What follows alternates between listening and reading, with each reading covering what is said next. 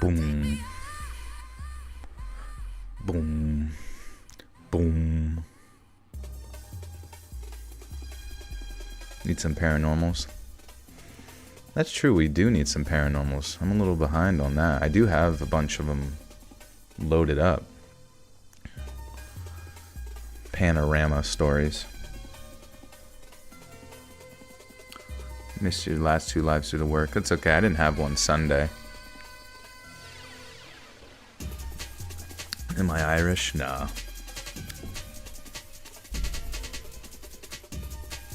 Going got Invisalign today and my teeth hurt so fucking bad. Yeah, I saw online, and maybe you guys could give me some info on this. There's those like mouth guard things that you can wear to avoid snoring, and I just read that like people like wake up and feel like their jaws like jutted forward, and there's a lot of pain in their teeth. This song is cool.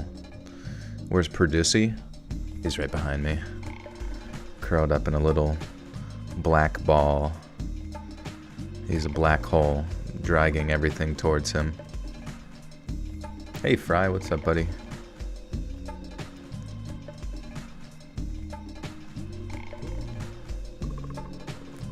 You're terminally ill. Confession. I'm sorry, Avalon. What's going on? Give the void a kiss. Alright, let me do that real quick.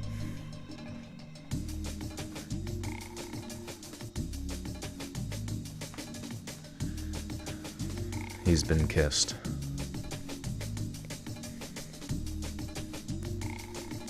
It'd be funny if I kissed him and I just got sucked in. Ah! How'd the gym go today? Today was good. It was, we're getting back on, so like last week I had to find like 3 rep maxes because we're gonna try to get back to the old programming. And so today was squat, but we're also gonna keep using the banded stuff on the off days. So like today's squat, but then I did some banded deadlifts as well just to keep that nervous system going. So we're not gonna progress with the numbers of the old programming. We're gonna use the 5-3-1 numbers because that's where I had success. But yeah, leg day is tough, dude. It feels like a lot of juice. You use a lot of juice on those days. All the sugar in your body is just gobbled up. You get lazy so you don't go anymore. Well, you know, that's the nice thing about strength training, is that you have a goal, you know? If you're kind of just going there based on feel, I feel like you know, I'm much more prone to giving up and not making it a habit. But if you constantly have the numbers in the back of your head and you have it written down and you got a program that you're following, it feels like a job, you know, and you're sticking with it. Gotta finish the job. Gotta finish the job.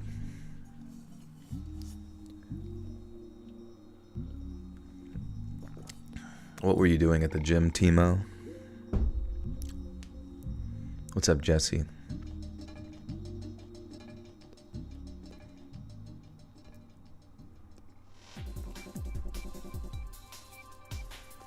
Need to fold a ton of clothes. Baby is asleep, so I have to be quiet. Be quiet. Tiptoe around the house like a ninja. Anyone else do calisthenics? I can do pull-ups, but I'm not very good at calisthenics, to be honest. All the body weight type stuff. I mean, I'm decent at it, I guess, but I'm definitely no gymnast for sure. That shit's pretty serious. I went to the gym for 3 hours a day so I wouldn't have to meet my wife's friends. That's funny. That's fair. Sometimes people aren't really fun to be around, so fuck 'em. Anyone else had tennis elbow? Most annoying injury. Had it 2 months now. Tennis elbow. Let's see. Fix tennis elbow in 5 minutes. Get rid of tennis alone. 5 minutes or less. I wonder if they have a short. My attention span is only accommodating to shorts.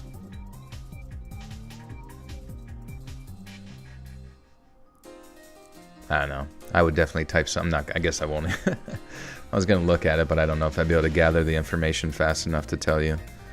But I would definitely just look into YouTube and find something that can help.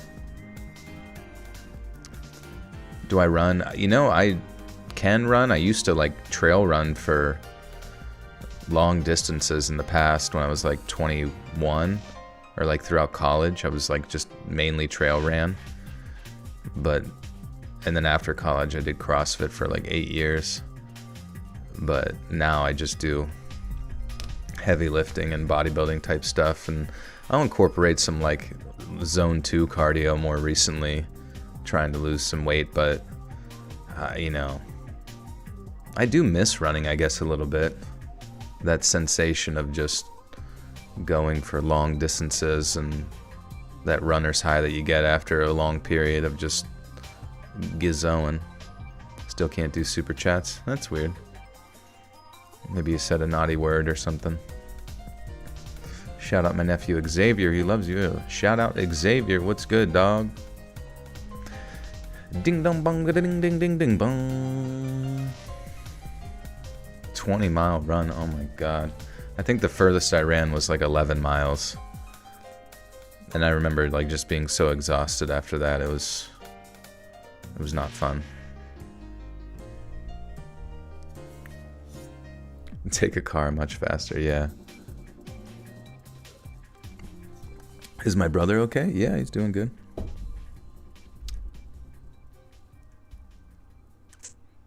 Need to get back to the gym. It's been hard with the baby. Yeah, I can imagine.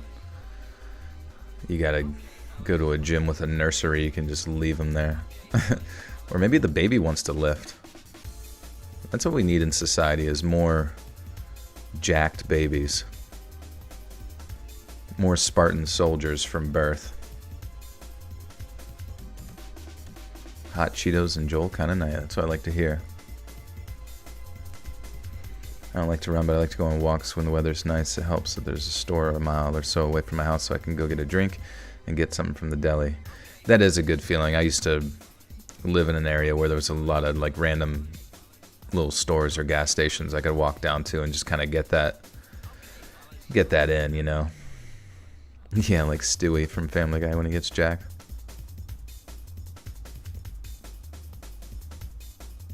Crazy, happy, smiling. Thank you, thank you. You're welcome.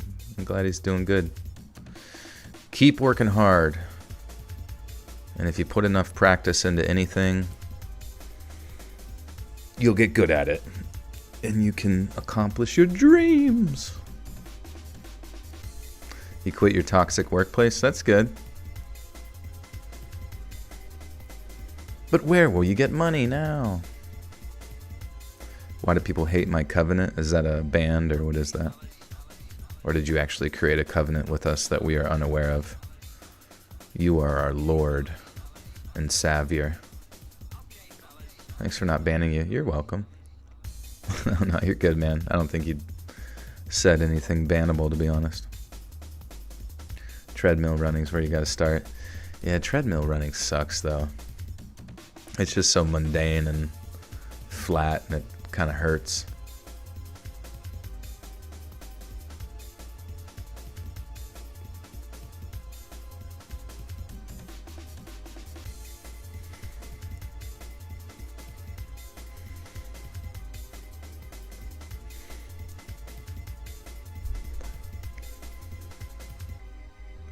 Did you hear about the guy today who got his whole left side cut off by a trailer? He's all right now. He's all right now. I'm trying to tell if that's like a punchline joke. I don't think it is.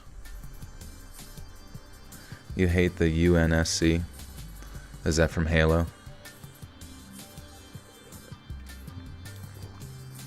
Cat's Alley Art, what's good? It was a dad joke. You have to explain it to me. Oh, he's all right now. There we go. Makes sense. Hell yeah, dude. I'm saving that one. Saving that one in the spank bank of dad jokes. You might not know this, but when a dad gets to a certain age, the only way he can, get off is by telling silly little quips. When you see him smiling, you'll know why. What has hands but can't clap? Them cheeks.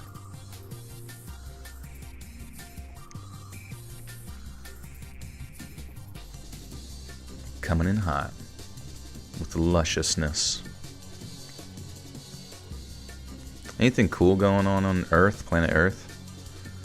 Or planet YouTube?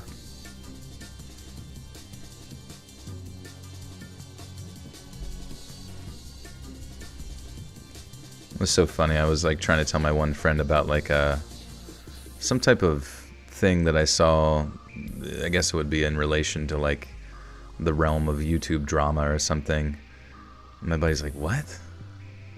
He's like, Jesus Christ, thank God I'm so fucking far removed from that stupid shit. And I realized that that's very true.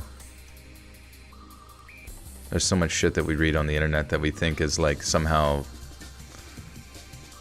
abstractly important to like life, but it's literally the dumbest shit on. Like it goes back to that meme of explaining to a guy that was crucified for stealing a loaf of bread in 80 AD, explaining what a Fortnite battle pass is to him. That's how important almost everything you see on YouTube is. It is kind of weird, like what YouTube and just entertainment is in general. Like if you scroll down through most of your videos that aren't like music or, I don't know, something that's outright original, all of it is just like something that's trying to tell you that their opinion or this little conflict with another person is somehow so important that you've got to hear about it. You have to hear about this stupid shit. You have to listen and learn and take it in and consume it into your subconscious. You dream about it at night. It just must occur. You think Jesus would have loved Fortnite? They should put fucking Christ into Fortnite. That'd be amazing. And like whenever he's like cranking out 90s and shit, he pulls out like a cross. Or maybe he could fly around like Icarus. I saw they added some Icarus bullshit. Just had surgery and defeated cervical cancer for now. Nice, Sam. Congrats. Hope you recover well from that. Was there a Sunday stream? No. We did a compilation video. We do once a month with some remastered jazz, with some jazz hands.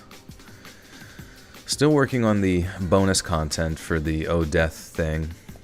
I feel like this is going to be like a 3-part series, I'm pretty sure, so I don't know, just the time that it goes into it is not so much as like a one-off writing experience.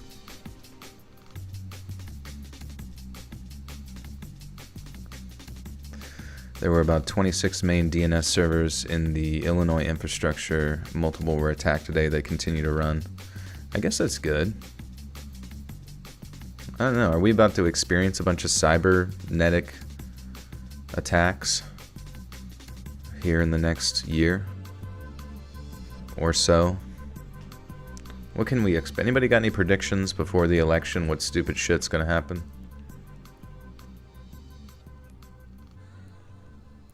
We're getting close. Yeah, the EMP. What an inconvenient thing.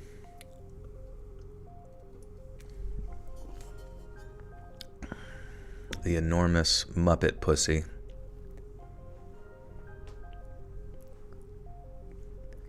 Dragon Ball creator died. I know, I saw that. Very sad. Rest in peace. Honestly, Dragon Ball, yeah, one of my favorite shows of all time. Just looking how it like was the show that I religiously watched every day in 4th, 5th, and 6th grade. Just sat there and watched. I mean, I never got to see Dragon Ball, but I was always jealous of kids who could see Dragon Ball, but Dragon Ball Z was just on TV on random times, Cartoon Network and that kind of shit. Toonami. Your brother died when Krillin got sliced. Yeah, sadly there was no permanency to deaths in that game. Goku! I got cut in half, Goku. Krillin? Krillin? What the fuck? God. You look terrible.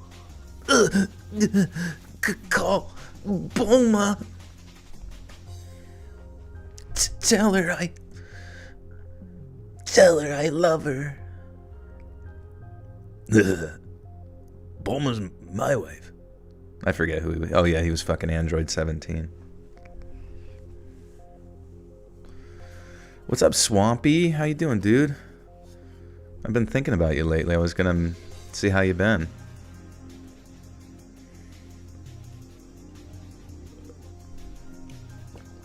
What's the ambient music you use? Well, this is just like some liquid D&B from some old PS1 games and shit, I think.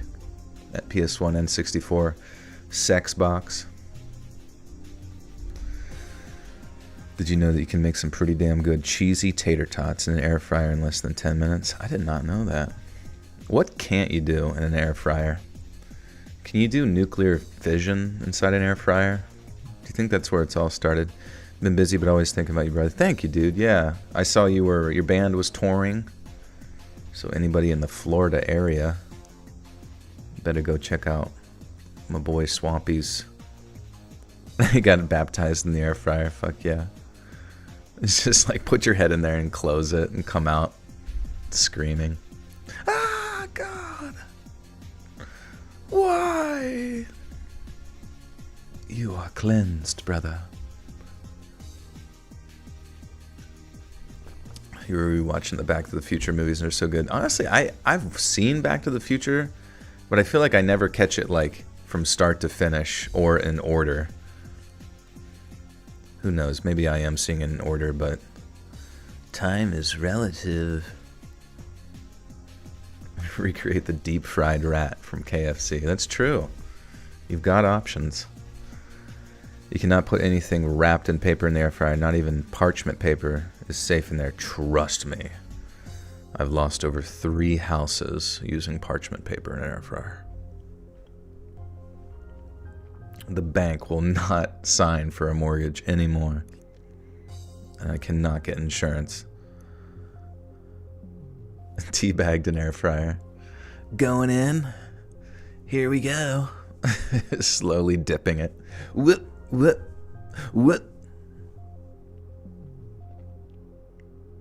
Reheat Wingstop in the air fryer with paper. Never had an issue. You just wait.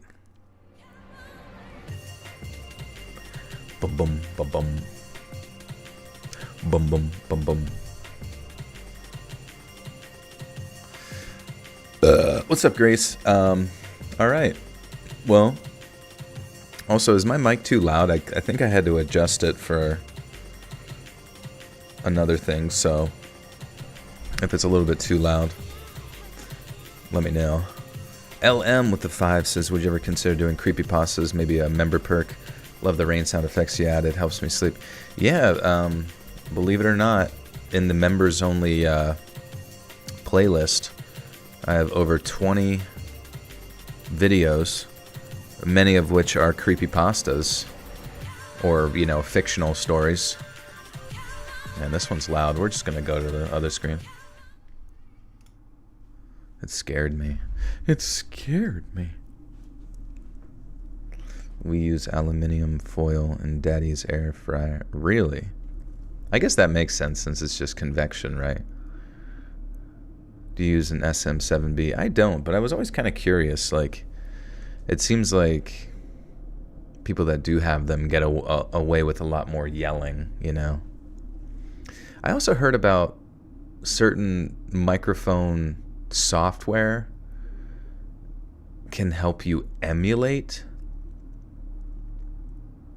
real world microphones, so you don't even need the actual microphone, and you could have very expensive things. They're nice with the cloud lifter. Yeah, I don't really get that with the SM7B. It's like you have it, but then you need a whole new piece of hardware to like turn it up or whatever. So it's like another $100 you got to spend on a cloud lifter.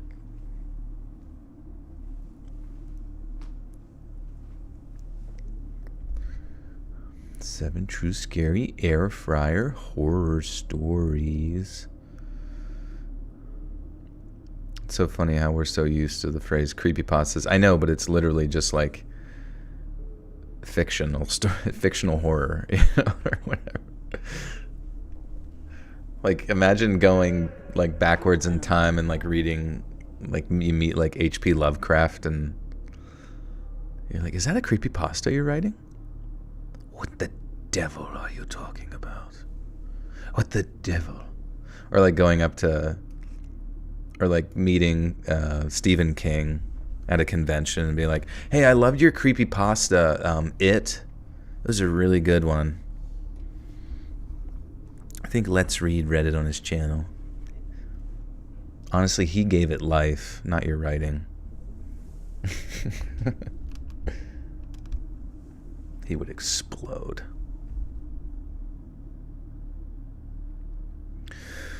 All right, we got stories for St. Pattyman's Day. St. Krabby Patty Day.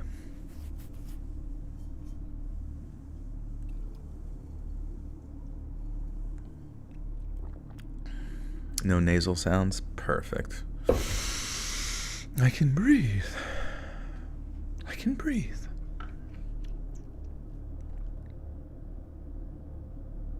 How many stories tonight? We got, 1, 2. We got 8. 8 of them lined up. The leprechauns are angry. I wonder if they ever did exist at one point. I wonder if there was ever a time in like Irish history where like a large portion of the population was like, yeah, dude, leprechauns are fucking, they exist. And they are pissed right now. They're like fucking just not having it. Yeah, Leprechauns in the Hood.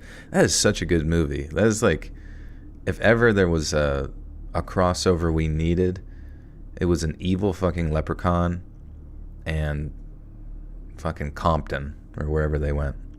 It was perfect. Rachel Stevens with the 22 months says, hey Joel, how's this new video and live schedule working for you? How's your friend's pupper doing? Give her deep kisses. So yeah, dog's doing good. He's recovering well. And honestly, this new schedule has been working out in the positive, I'd say. We are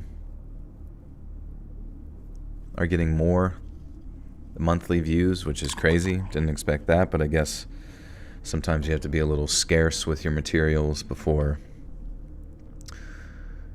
the overall, you know, the value of it goes up, I guess you could say. Because I have noticed for like a long time that like channels that put out like once a week or every 2 weeks tend to do almost better on YouTube than ones that like crank out content too much, you know. And Boop, thank you for the 369. Thanks for your dedication to the channel. You're welcome, Boop. Thank you for coming to the stream. Thank you to everyone here tonight.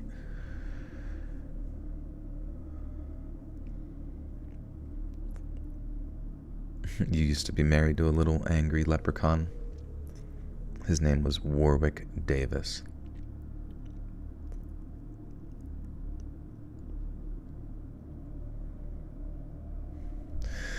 All right, let's do it.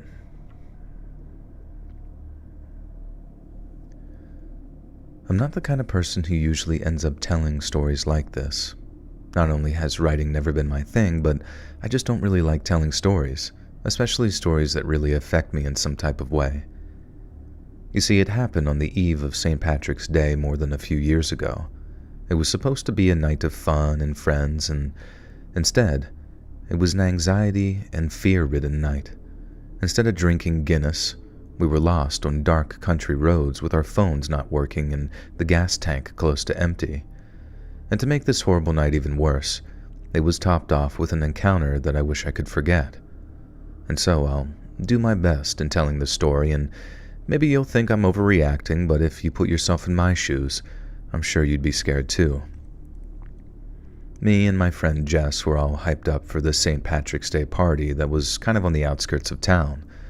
We had our green outfits on point, and we were ready to join in all the St. Patty's Day festivities. Unfortunately, neither of us were great with directions, and this was right before the era where every phone had a GPS in it. We were basically driving to this party in the middle of nowhere based on horrible directions Jess got from one of her friends. And so, there we were, driving down these winding country roads completely lost in about no time.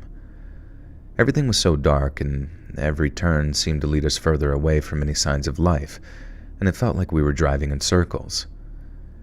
After what felt like hours, the gas light flickered on and panic started to set in. We hadn't seen a gas station or even another car in about an hour of driving. We couldn't risk running out of gas since we would most likely be stranded in the middle of nowhere with no way of contacting anyone. We did have our phones, but as I said earlier, they weren't smartphones yet and we had no service at all. I decided my best course of action would be to just shut the car off and figure out a game plan. I pulled over to the side of the road, and me and Jess started to catch our breath and talk about what we should do next. And that's when things took a turn for the downright terrifying. You see, out of nowhere, this massive SUV with these blindingly bright lights pulled up behind us. At first we thought, okay, maybe these people were here to help. But something about the whole situation just immediately felt off. The SUV just idled there for what felt like forever before the driver just gets out. It was probably about 2 minutes, but it did feel a lot longer. This person was large, and they started walking toward our car, and every instinct I had was screaming that something was not right here. Jess started begging that I drive away, but for some reason, I went against my better judgment and stayed put.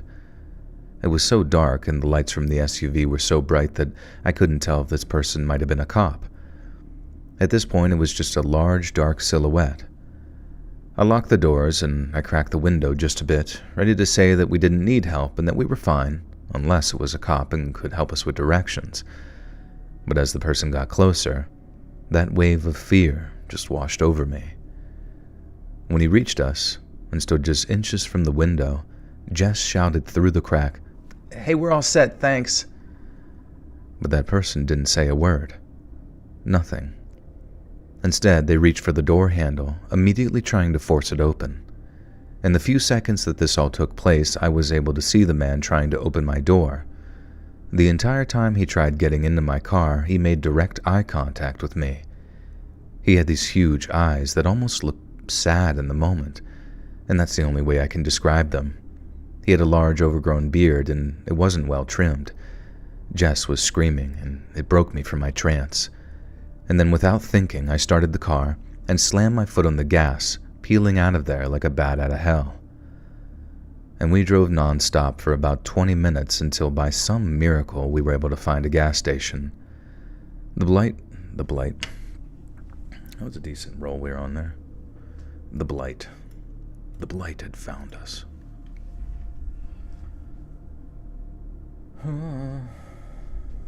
D-Park, good to see you. Yeah, it's almost like when I don't make mistakes, though, I can't interact with Jat. Almost feel guilty that I don't have scary stories worthy of submitting to Joel. Like, I feel like everyone has a scary story by age 27. It's like survivor's guilt, yeah. You're probably going to have to go to therapy for it. It's all good. You're just prepared. You're ready for anything. These stories have taught you the ways of avoidance, conflict mitigation, the MapQuest era. It is kind of funny looking back on MapQuest. I remember thinking, because when I was real young, go on these trips to, being from Pennsylvania, we would go to like Ocean City, Maryland or something was like some big little trip there, you know, and I'd go with my family, and they would have to sit there and stare at a map trying to figure out where to go. Eventually you kind of get used to going to those places or whatever, so you kind of memorize the route, but I just remember so many times for a solid like multiple hours, you know, well beyond the typical travel time, it was just getting lost because my parents didn't know where the fuck we were. And it's just funny to think that now, you know, you can have a job interview an hour away, not do like any fucking planning on like how to get there, you know, jot it into your GPS and be there more efficiently than someone from the past. David De La Rosa, thank you for the 1. Yeah, and printing out the map quest, doing like a run through, like you have to bring all like your family together like Navy SEALs and synchronize your watches. Hey Jeremy, thank you, good to see you.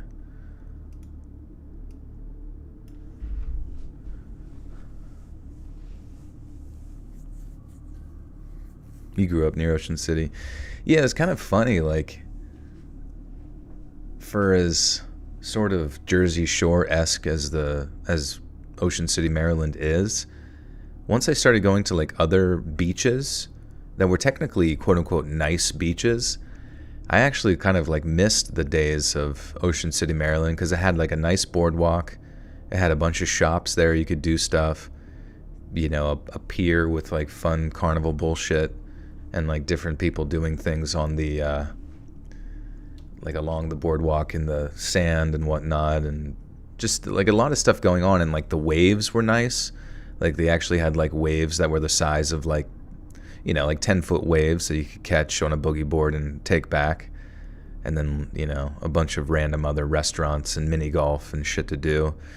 But then you go to like the beaches that they say are nice. Like I remember going down to Florida to which one? Like Siesta Key is supposed to be like the nicest beach, blah, blah, blah, voted nicest beach of all time. And it is. It's a good beach. It's pretty, whatever. But there's just nothing to fucking do, because it's like most of the area that you're in is just residential living that people, I don't know, timeshare or own or whatever, and just go down there to snowbird. But it's very, very boring. The waves are like 2 inches tall. You might get like a crane or accidentally step on like a sea turtle or something, but other than that, there's really not much going on. She also does. My dad used to drive me to my friend's house. That's awesome, yeah.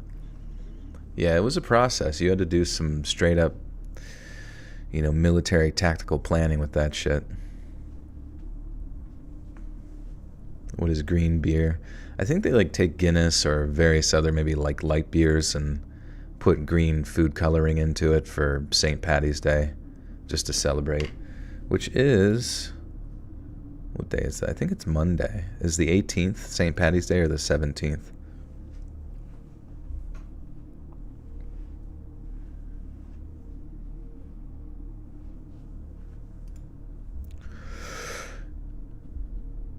The entire drive we didn't see anyone following us, but we weren't 100% certain.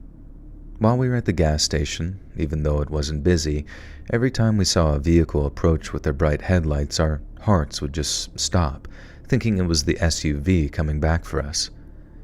Thankfully, it never did, at least not that we knew of. We never did find out who that person was or what they wanted, but I'd never been so scared in my life.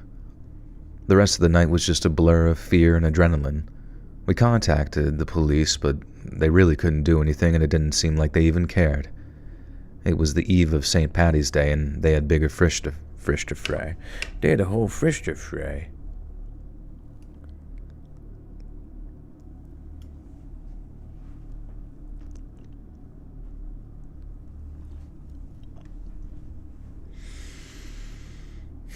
You know what's kind of weird? Oh, it's the 17th Sunday. Perfect. The perfect day to drink. the Lord's Day. You know what's really weird though? I feel like ever since COVID, where you realize that like your government, you know, and society as a whole could just like shut itself down out of nowhere and trap you indoors and away from typical progressions of events and stuff and all that kind of stuff for long periods of time. It's created like this strange sense of like PTSD in my mind, where I feel like it just like it constantly sticks with me, even though people get used to it. Where you almost like want to appreciate every little stupid day that you can, you know, before the next stupid thing happens or whatever it might be. And in a weird way, I feel like I kind of want to go drink some green beer, even if it is not that great of a time, just to say that I did. Did any of these stories make you think like what you would do in those situations? Yeah, definitely wouldn't do most everything these people do. You sit there and wait for some weirdo to walk up to your thing, and I don't know. At least they have their doors locked, I guess. You were a hermit before it started. Well, yeah, I guess that's subjective there. Ever checked out missing person mysteries? I definitely have done true crime videos on like unsolved mysteries and that kind of thing. The next stupid thing happening is probably nuclear war. I hope not, dude. I really hope like, you know, the fact that everyone's got nukes would motivate people not to press them. I also have like this weird type of like inclination that like humanity is important to some form of either spiritual or extraterrestrial entity like above us, you know what I mean? Where we're either in some sort of beaker being observed or some sort of zoo. And whenever the nukes start to go off, or not necessarily go off, but when they start to launch, that hopefully like some sort of interdimensional alien or spiritual being will just like zap the nukes from going off and we won't even know about it, you know? I hope so, at least. That's my made up thing in my head. That's what you gotta do to feel good about life, is just hope that something completely out of your control is handled by a little fictional fairy creature.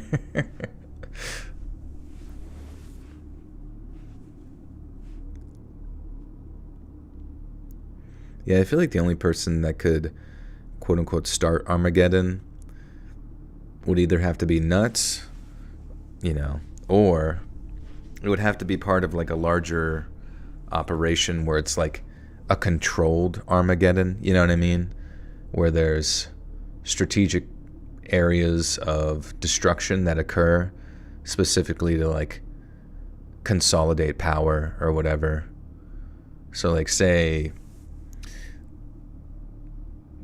Seattle. We'll go with Seattle because that's on the coast, I guess, or near the coast of America. Like that would be one that we could, you know, maybe just it's like a little nuke, just a tiny one, just to strategically move things in the direction that we want, which would be getting rid of Seattle. No, I'm just kidding.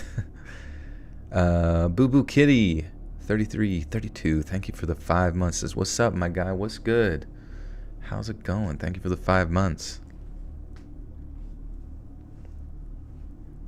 You're in a little rock in the Pacific Ocean. Is that Hawaii? I don't know, maybe I'm going the wrong direction.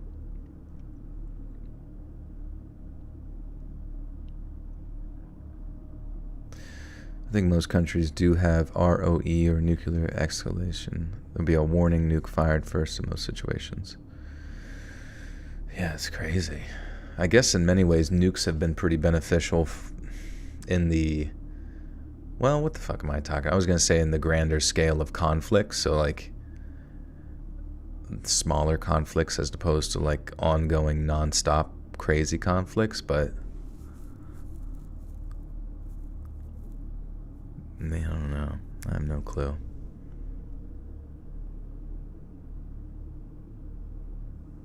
You got a basement? You're safe? Alright, we're good.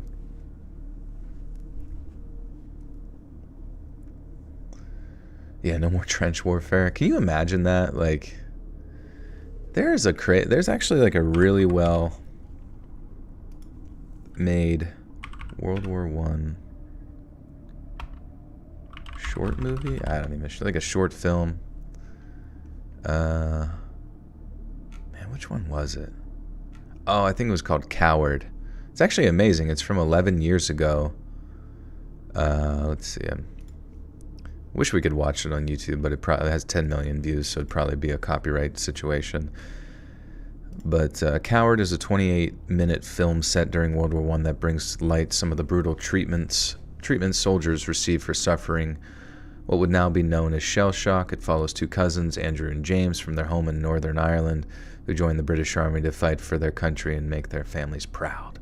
Through their eyes, we see the reality of life on the front lines. I mean, the whole thing just seems... I mean, obviously, it was a while ago and war was different, but the whole thing just seems so fucked. Like, at some point in the movie, I think somebody was threatening to send someone over the line or, like, climb out of the trench and essentially just be killed, or in all sorts of various ways, because he lost his alcohol, you know. A leader in their platoon, or whatever it's called, had lost their alcohol, so they were threatening whoever in their drunken sort of stupor or withdrawal stupor to fucking... and shit like that. But it just all seems so depressing.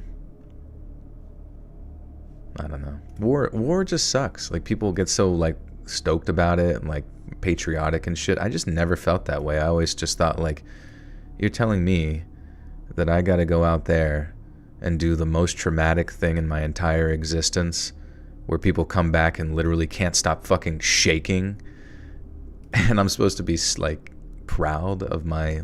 I don't know. I just can't get down with it.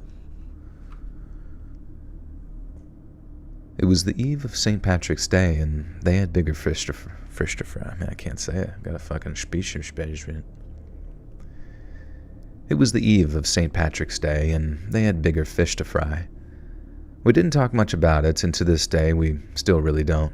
St. Patrick's Day is supposed to be all about fun and games, but for us, it was a close encounter that I still can't believe actually happened to me, and I can't believe we got away unharmed, other than that mental anguish, I'd say. And it's crazy because you hear stories about close calls and creepy encounters, but you never think it's going to happen to you. This whole encounter was maybe 2 minutes long, and yet years later it holds all this weight in my mind. I still cringe and get all tense every time I see those bright lights of an SUV drive by me, and I'll never forget that face. Just be careful out there, my friends. I never thought something like this would happen to me, and yet it did, as monsters do exist, so always lock your doors. How's it going, Joel? I like your videos when I play games at 2 in the morning. Hell yeah, dude. What are you playing? Helldivers? That's a game that'll give you PTSD.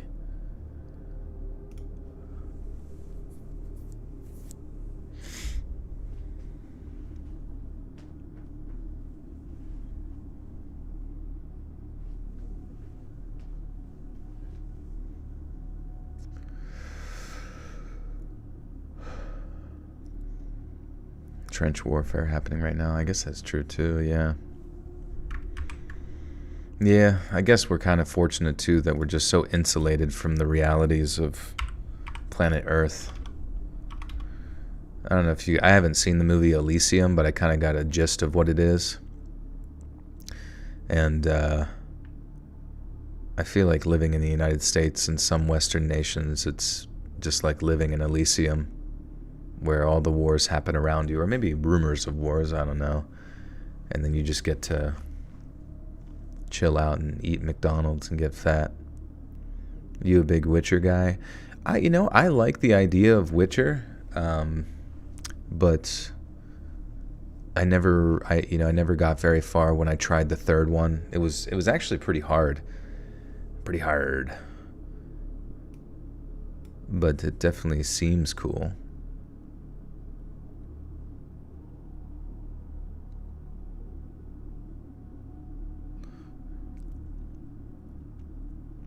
Make you love freedom. Yeah. I know. It's fun, though, the Helldivers. I mean, because obviously it's just like in the same way that Starship Troopers was just a parody of like an authoritarian nation world or whatever. It's actually interesting, too. Yeah, the more you watch Starship Troopers, the more you realize that it was like a direct parallel / parody of, America post 9/11.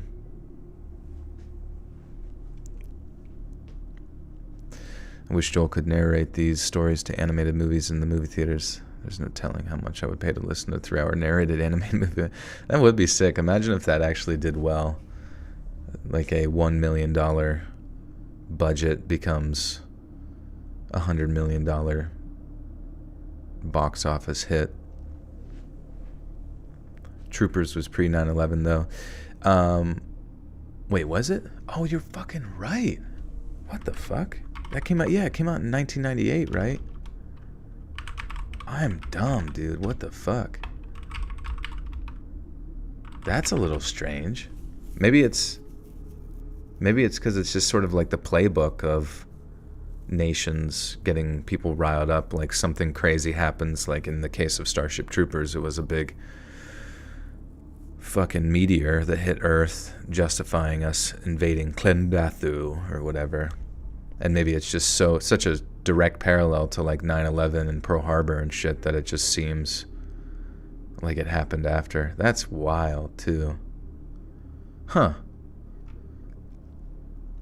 I guess all the governments just kind of follow the same playbook.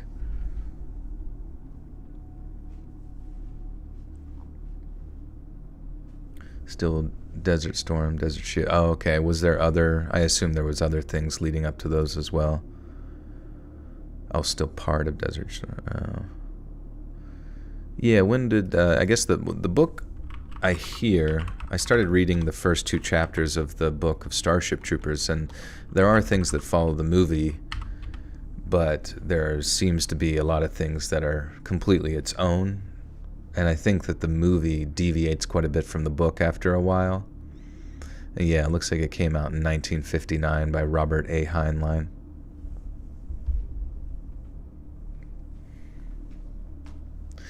Military adventurism is good for the industrial complex.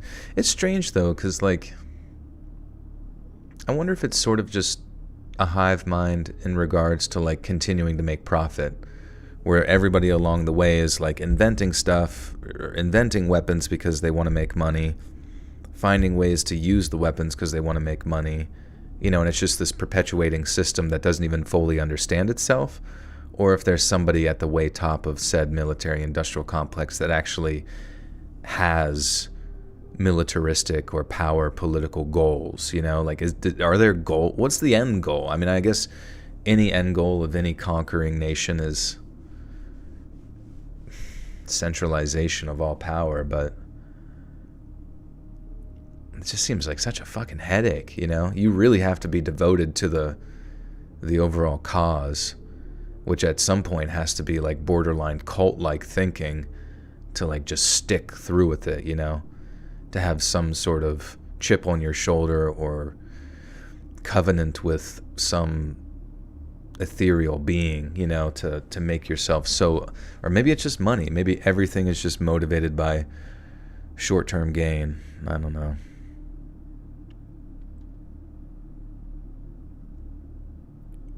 Too old to be in chat. Love your humor. Hey, I hope the doggo's recuperating. Hey, thanks, Em. Good to see you.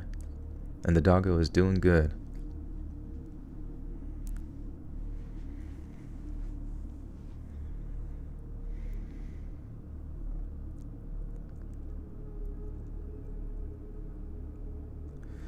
Okay, anyways. Story numero 2.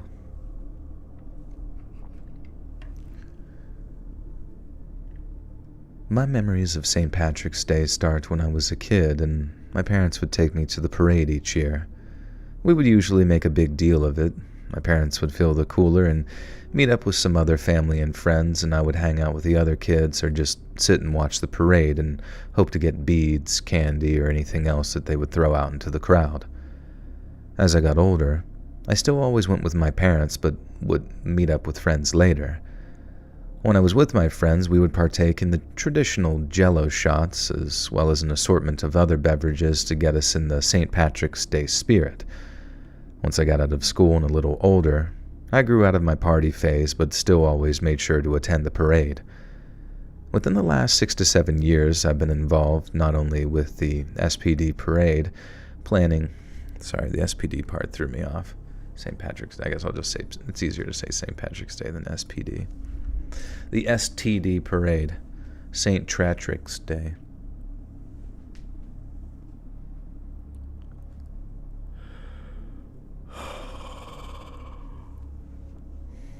Sometimes I wish I could just drink energy drinks all fucking day long. That might be a weird addiction, and I don't do it because I know it's not good for me.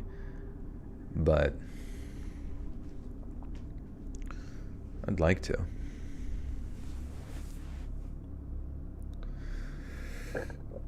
Do I smoke? I don't smoke, no.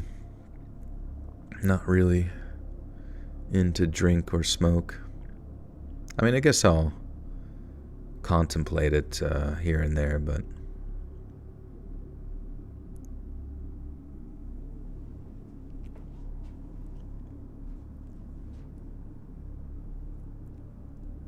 What's up, Robert? Good to see you. Yeah.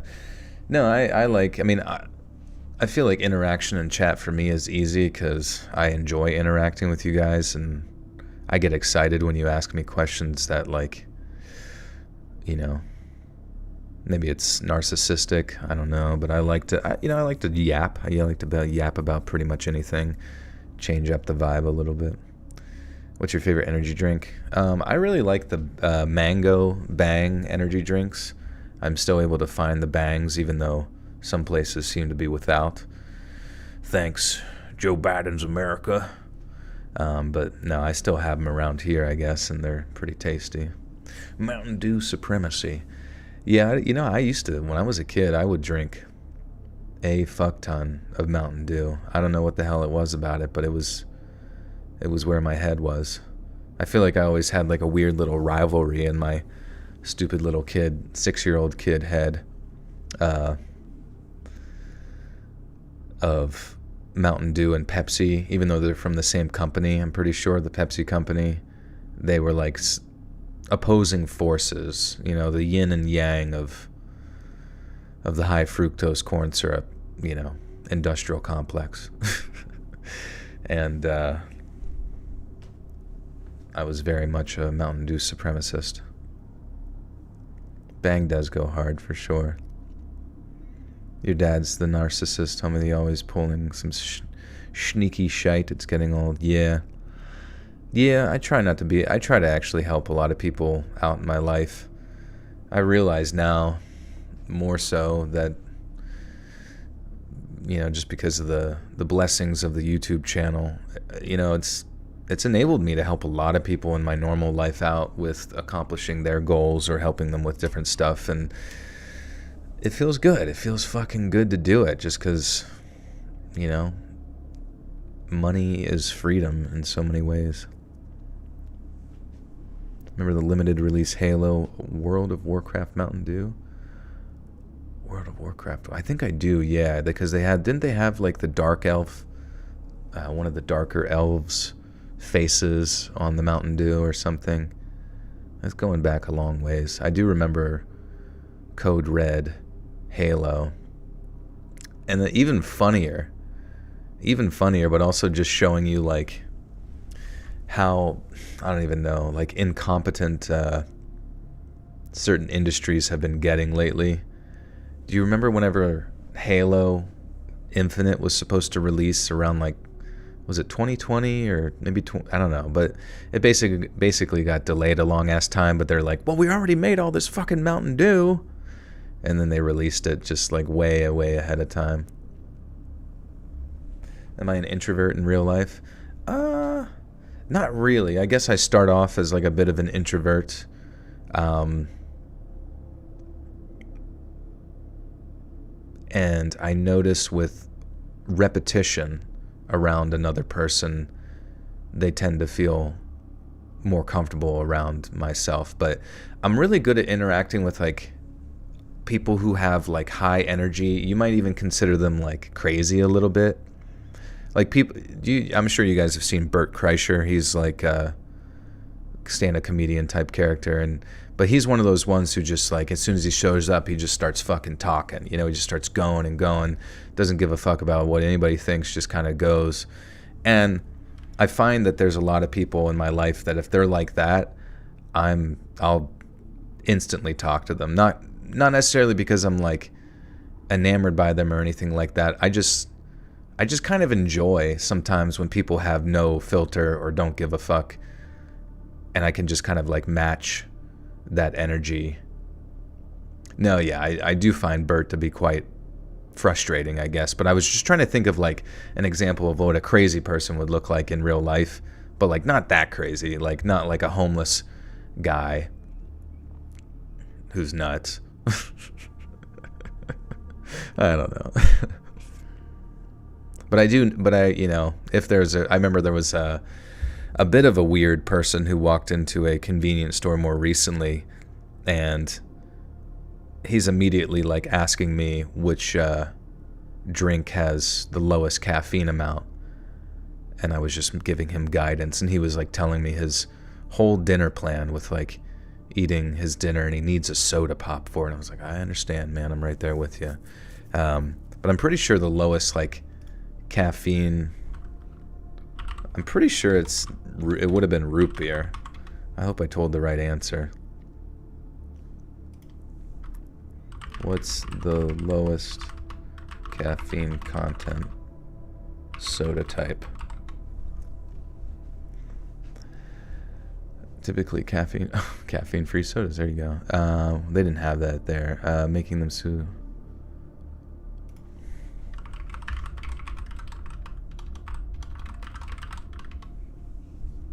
Yeah, Dr. Pepper has a high amount. Yes, root beer is often caffeine-free. Oh, there you go. Yeah. Yeah, Barks root beer. Oh, Barks is high in caffeine?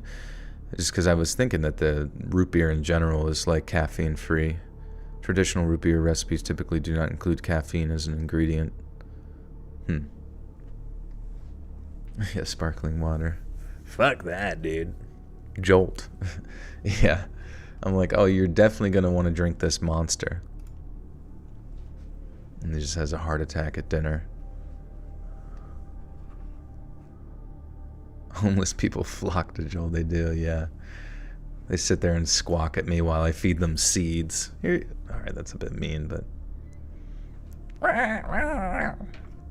Joel! They like pick me up and like fly me around places. I'm just like a silhouette in the sky. Down there. Down there to Jersey Mike's subs.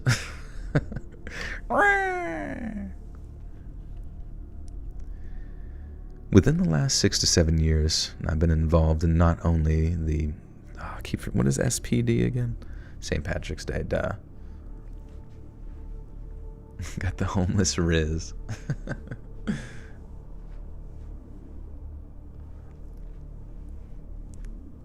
Love Jersey Mike's. That'd be so funny if, they're flying me around and I say, down there, and they're like, oh, I love Jersey Mike's. I'm like, you're not getting any. I don't have any money in my wallet, all right?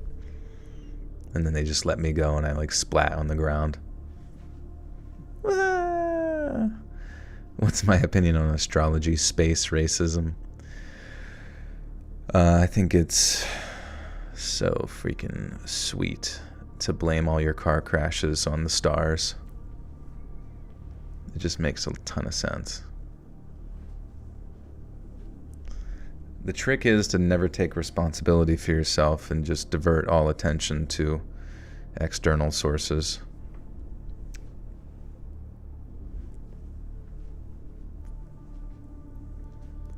Astrology is a science. It was studied by Bill Nye. You can get your associate's degree in astrology. They got a whole department at Harvard. Within the last 6 to 7 years, I've been involved in not only St. Patrick's Day parade planning, but also with the day of preparation and walking in the actual parade. There is a pretty detailed process of who are walking in the parade, a certain allotment for local business and advertisers, and also a large contingent of schools, bands, and local Irish step groups, etc. And the events I'm sharing with you now took place around 2 years ago. It was the day before the parade, and we had lots of workers and volunteers helping set up and working on finishing touches. We were finishing decorating floats, had people painting on the large banners, as well as gathering candy, t-shirts, beads, and other items to throw out into the crowd. I remember that it seemed like a really hectic day compared to other years. Everyone was running around and trying to help, but it felt completely unorganized. Most people had a lanyard or a name tag to distinguish themselves as volunteers. I call this out because I remember seeing a particular person sticking out from all the hustle and the bustle. They were casually walking around, slowly peering into cars and floats and looking like they were just checking out the scenes. I walked over to them and said, "Is there anything I can help you with? I see you don't have a lanyard. Do you need one?" She popped around quickly and said, "Oh, yes please. I haven't gotten one. I'd love to help out." I asked her who she was here with and which sector she would be helping out in. She seemed nervous and her face got red. She said her name was Leanne and she was there with Doug and really wasn't sure what she would be doing. I had no idea who Doug was, but directed her to a table with some sign-in information, and she thanked me and then walked away quickly towards the table. I went around the rest of the day, frantically trying to get everything ready. Before I knew it, it was after 7 p.m. and I needed to start locking up the facility since it was going to be an early morning the next day. As I went around to check the lights and various door locks, I kept feeling like I heard something, almost like scurrying or scratching on the floor, like there was a small animal moving around. I turned on my cell phone lights since most of the lights were now off, but didn't see anything. And then I heard a big crash coming from the opposite side of the room. I took a few steps forward with my cell phone light, but still didn't see anything. I decided to just get out of there. If it was an animal or something, I wasn't sticking around to probably get rabies. And I got home and immediately went to bed, so I wasn't super tired in the morning. I got up, showered, made myself some tea with honey, and headed back to the facility to unlock it and start getting ready for the morning. I went to the side doors, unlocked them, and went to the first bank of lights and turned them on. I felt like I heard the same scurrying sound that I'd heard the night before. I had already forgotten about being afraid that a rabid animal was going to jump on me out of nowhere. I decided to keep the bank of lights on, but slowly walked around to see if I noticed anything out of the room. Out of the norm. Out of the porn. Science rules. Been feeling sad as fuck? How come? Bill Nye, the astrology guy.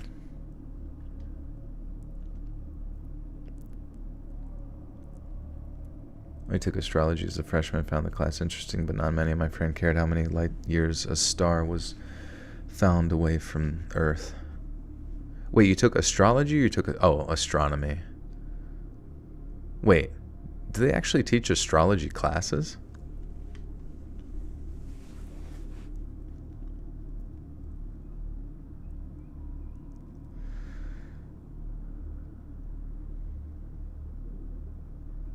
Bill Nye, the Billy guy. Had difficulty with astronomy because of the mathematical calculations. Yeah, I mean, it's tough. Math is stupid. Like, it's not stupid, it's just that it requires repetition. Sadly. You just need to do the exact same scenario 50 times in a row until it's, like, pounded into your head what to recognize.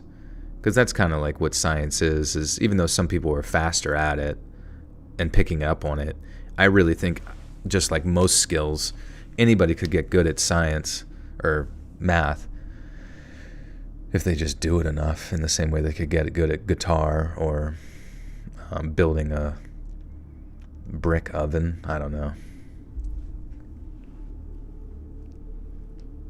You just have to watch Interstellar on repeat and you'll get it.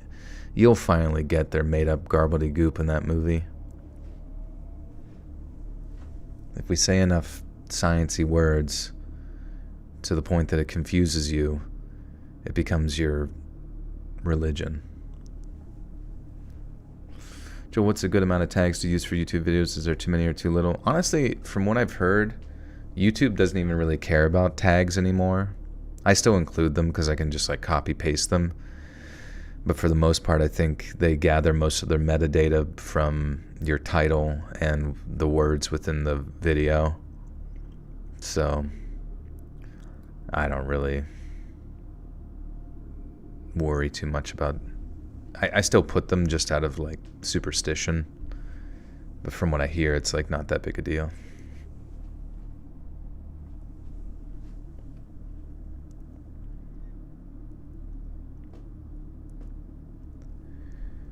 I decided to keep the bank of lights on, but slowly walked around to see if I noticed anything out of the norm. As I weaved my way around everything that filled up the entire floor space, I saw what looked to be 2 glowing beams in the far back corner. I couldn't tell what it was, but as soon as I looked in the direction, it was gone. I started making my way over to that side of the facility, and I heard what sounded like a tree branch snapping, but like a thick branch, almost like a bone breaking. About 5 seconds after that sound, I heard the loudest and most terrifying noise in my life. It was a blood-curdling scream that almost sounded like laughing as it came to an end. And I sprinted to the door that I had unlocked, closed it behind me, and locked it as quickly as possible. About 15 seconds after it was locked, I heard one solid bang against the door, like someone throwing their entire body weight against it. I called the police, told them what happened, and they began searching the area. At the same time, other volunteers and parade participants were showing up. After about 15 minutes, the police came out with a person in handcuffs. It was a woman who looked like she had been awake for 4 days straight. Her hair and clothes were a mess. As the police walked by me, I got a good look at her face and saw that it was the woman from the previous day, that one that I had mentioned, named Leanne. I thought I had done something wrong and was going to get charged with like false imprisonment or something, and after about 45 minutes, the police said that they needed to talk to me again. I was so nervous. I think they picked up on that and told me to relax and that I did everything as I should have. They told me that the person inside was an estranged mother of one of the children that was due to show up to march with one of the bands in the parade. And they also informed me that she told them that she just wanted to talk to her daughter. But when they searched her car, they found suitcases filled with clothes and other items that almost looked like travel materials. They didn't really share much else other than they started playing drums.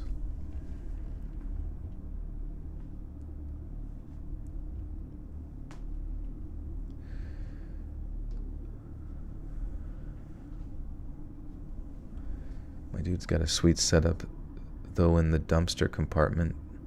A little house set up with wood-burning stove and whatnot, and the stove gives him a job collecting in the cardboard waste from the shop. Sorry, I missed all the context on that. Do you have a favorite vid that you narrated, or is it all blur, do you know? It's a little bit of a blur, but I still go back to the Sasquatch video. I just think that one's really fucking funny. Just right in the beginning, like kind of having like a disclaimer, and it's like, it's like monkey noises going on. And it is kind of an indication of where the channel could have gone, I guess, in the sense that I could have been like a chills type channel that does, compilations of scary videos and kind of commentates on them, which I suppose is like still possible. It's actually still very possible, I wonder.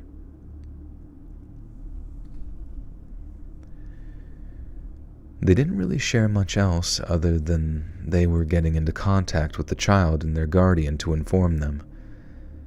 They had me make another statement about what I remembered from this Leanne, which I think I found out later wasn't her real name from the day before. Apparently she found a place to hide and stay overnight, planning to do whatever she was going to do that day. If she was trying to go undetected, I'm not sure why she screamed. Maybe she was in the midst of some kind of manic state. But anyway, this was easily the scariest thing that's happened to me in my life thus far.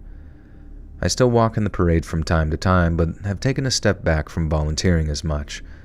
I'm hoping that as time moves on, I can erase that horrifying scream from my memory.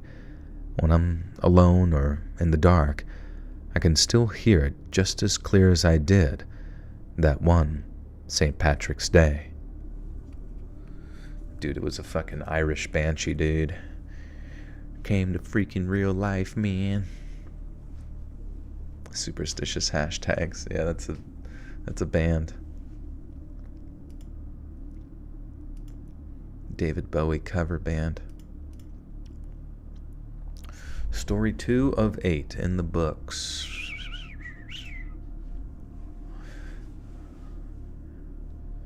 You can be chills if you want. Here you can see a funny little monkey doing a monkey dance. What the hell's his problem? Ha ha. He's so funny. Uh-oh, he threw poop.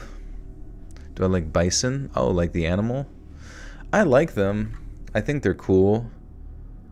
But they're very scary, I suppose. You don't want to get out of your car to go touch them or you'll get jacked up.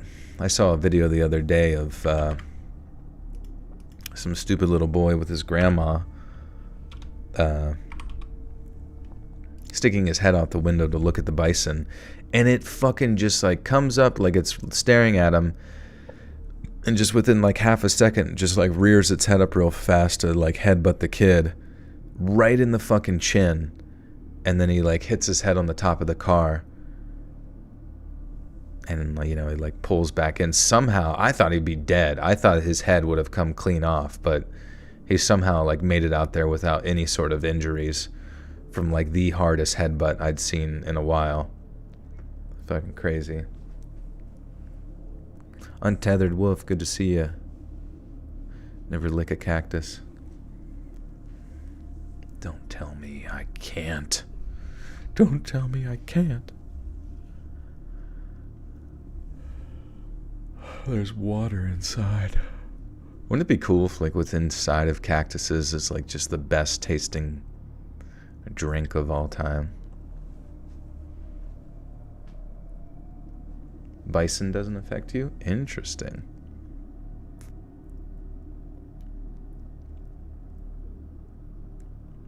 Wonder if their population is pretty well under control now, or if there's like not a lot of them. You should play Dragon Dogma 2. Did that just come out? Dragon's Dogma.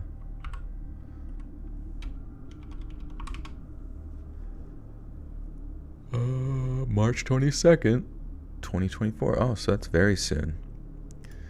Should we watch a trailer?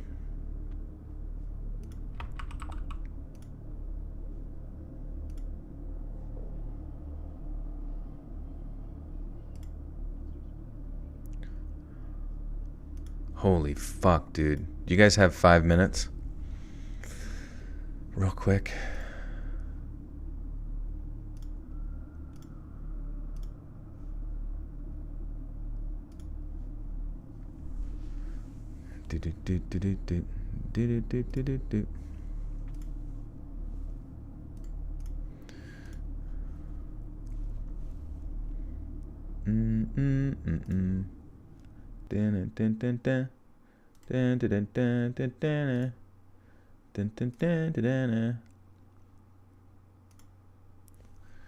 Dude, check this shit out. 5 minutes and 20 seconds.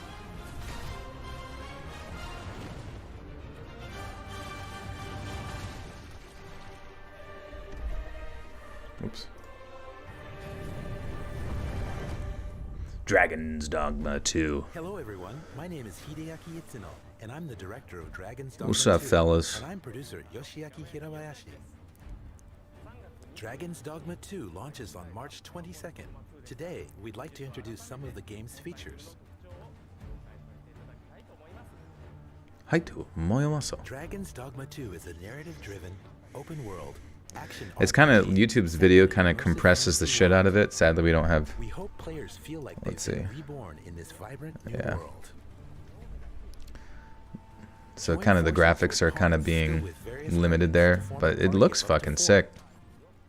While this is a single-player game, forming parties will recreate the feel of being on an adventure with friends. Dragon D's nuts, yeah. Players will encounter legendary I mean, look at the monsters draw and distance. adventures I love in the safe fact that areas of the games' game. draw distances are getting like way Some better. monsters fly through the air with dynamic attacks, while others are more cunning and mysterious. Whoa. Oh, I thought that was a triple titties there for a second. I got excited.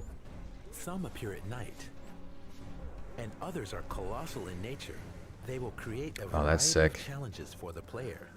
Test your decision-making ability and creativity using your vocation and the surrounding environment. Oh shit, what the flick? So what is this game? I mean, I guess just an Of course, action you RPG. can always choose to run away. If you run Tritties. somewhere occupied by other characters, you may end up naturally joining forces.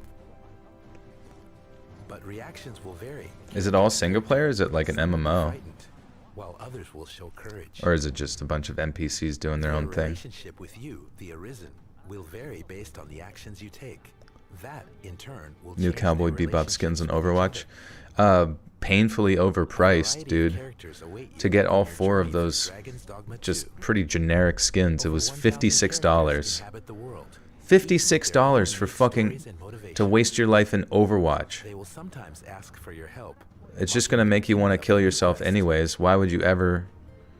Quests have an array of different And meanwhile, I objectives, sign in from every saving day. people being attacked But by monsters and avoiding that's besides the detection point. as you sneak into a The location, thing is, to locating and delivering valuable items. all right, Overwatch rant. I came to this realization. You could spend $40. You could spend $40 on Helldivers 2. And so far I have 60 hours in that game. You know? That's a solid amount of time. That's a solid, like, Red Dead campaign experience, you know? But there are an infinite amount of, like, little interactions that you have with your friends or randoms that is, like, so much fucking more positive than, like, whatever the fuck Overwatch is. I'm sorry. I know I'm going on. But I just have to say, like, there is something about that game where I honestly would spend, I just got to get this off my chest, I would spend $56 fucking dollars on their stupid anime bullshit if they ever fucking did their goddamn job. If they ever did their goddamn job and actually balanced the motherfucking game and took it seriously. But it's like there's like financial incentivization somewhere internally on their team where they're like, if we continue to fuck this game up, we will still have a reason to exist or something, like the balancing team. I don't know what the fuck goes through their head on how they make decisions on stuff. They don't care about fun. They're robots that only ever look at win rates for some stupid fucking reason. And it's just always, oh, we're over here and we're over here. And they're like financially incentivized to like make the tank stronger this season or make this shit strong. It's like, wouldn't the game be so much better if it was just in a stable position?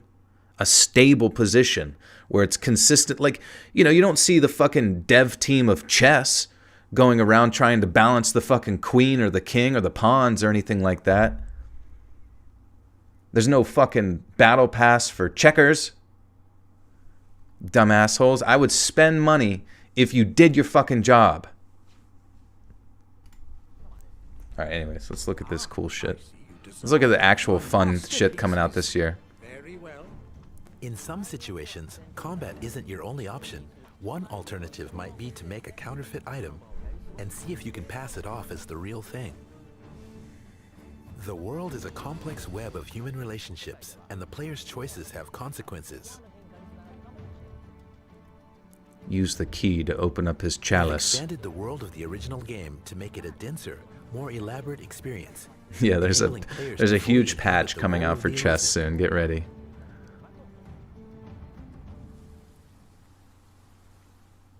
We have several announcements ahead of the release of the game. First, take a look at this video. $60 checkers battle pass. Your feedback is much appreciated. I mean, just, like, have respect for your player base. That's all I say. Have respect for your player base and make a game that they want to actually spend money on, and you won't go out of business or have to, like, cut all your losses with fucking esports and shit. Like, just listen to them. Just listen to them. You already record their voices anyways in-game, fucking weirdos. In the Dragon's Dogma 2, character creator and storage. Of course, you'll be able to transfer the character data to the full version of the game. Up to Booga booga, don't care. Alright, cool. Well, that looks fun.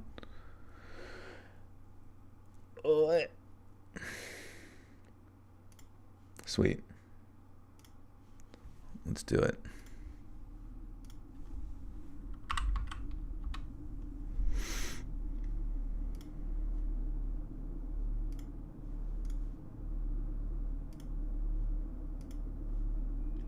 Dun dun dun dun dun dun dun dun dun dun dun dun dun dun dun dun.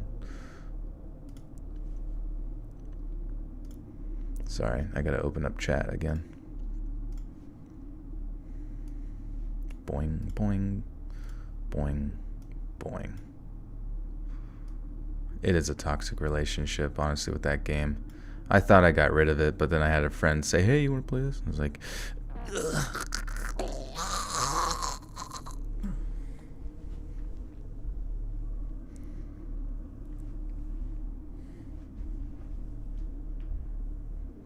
Make the money and close down shop. Yeah, isn't it weird? Like, and that's why what's cool about Helldivers is like the president of the company, like, you spend $40, right? And you get a lot of shit.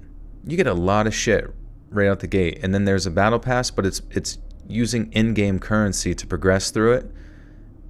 And the premium currency, that shit, you can also earn in the game as well, so you don't even have to like worry about ever spending more than $40 if you already grind the game anyways, you know? I don't know, 50 fucking dollars for Cowboy Bebop. Like, imagine if someone doesn't even know what the fuck Cowboy Bebop is. Like, you're literally just riding the coattails of an actual successful, well-written, you know, cartoon bullshit, like, and it's embarrassing.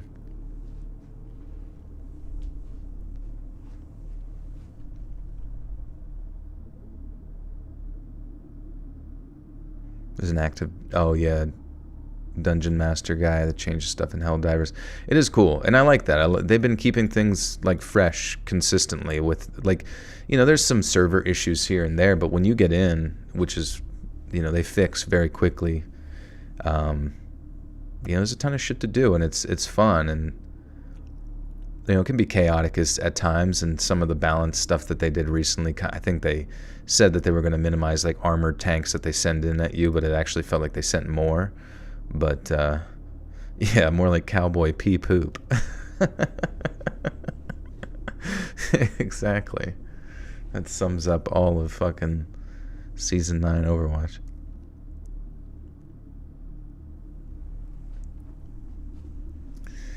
Alright, story. St. Patrick's Day, Fwee. Number Fwee. Taking out the sweats. Pots is among us. St. Patrick's Day in my hometown isn't just a holiday. It's an event.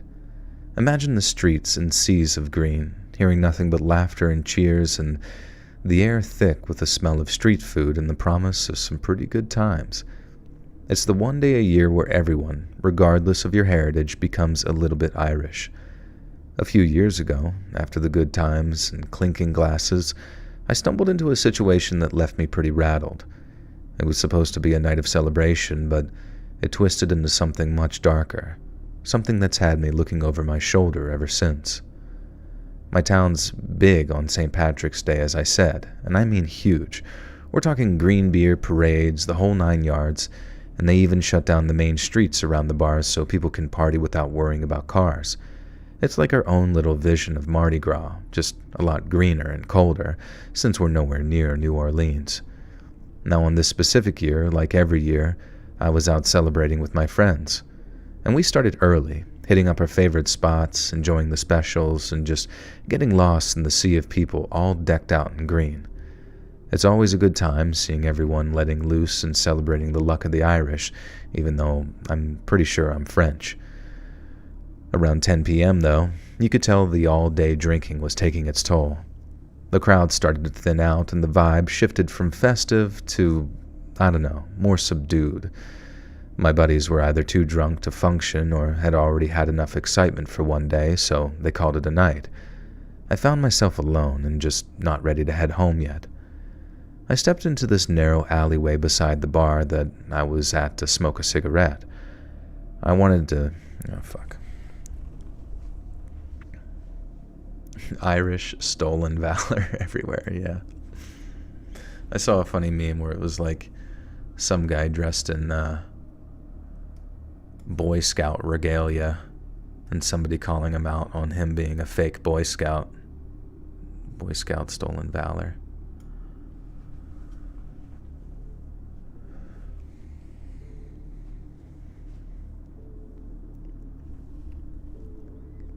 You know, it'd be really fun. I don't know. I'm just imagining a character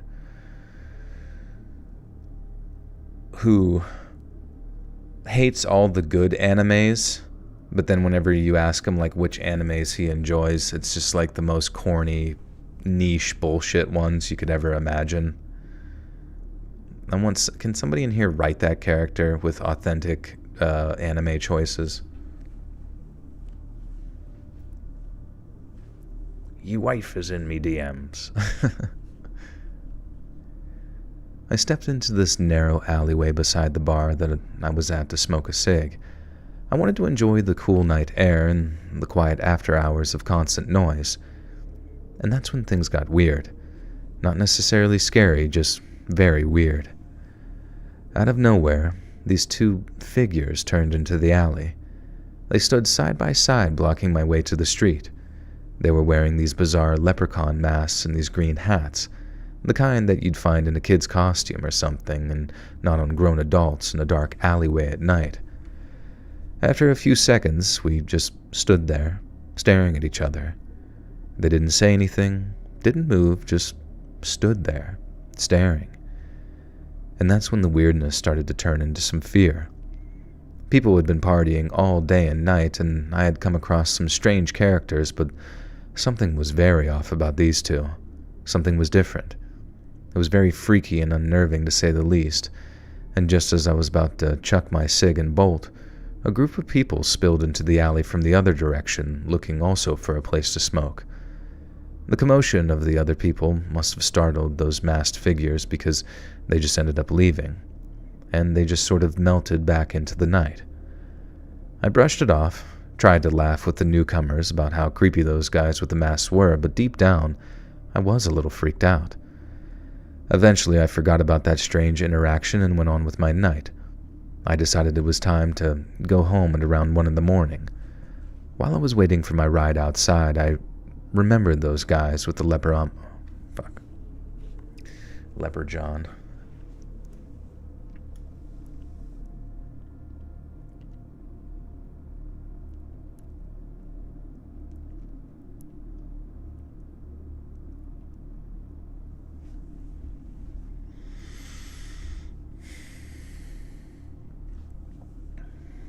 Just talk about anime and gaming. I don't know, I've seen a lot of animes, but I don't think I know enough about it to really speak on it. But definitely gaming, I've played a lot of video games. Not all of them, There's a lot that sort of just turn me off, that I don't even touch them, but definitely a decent amount.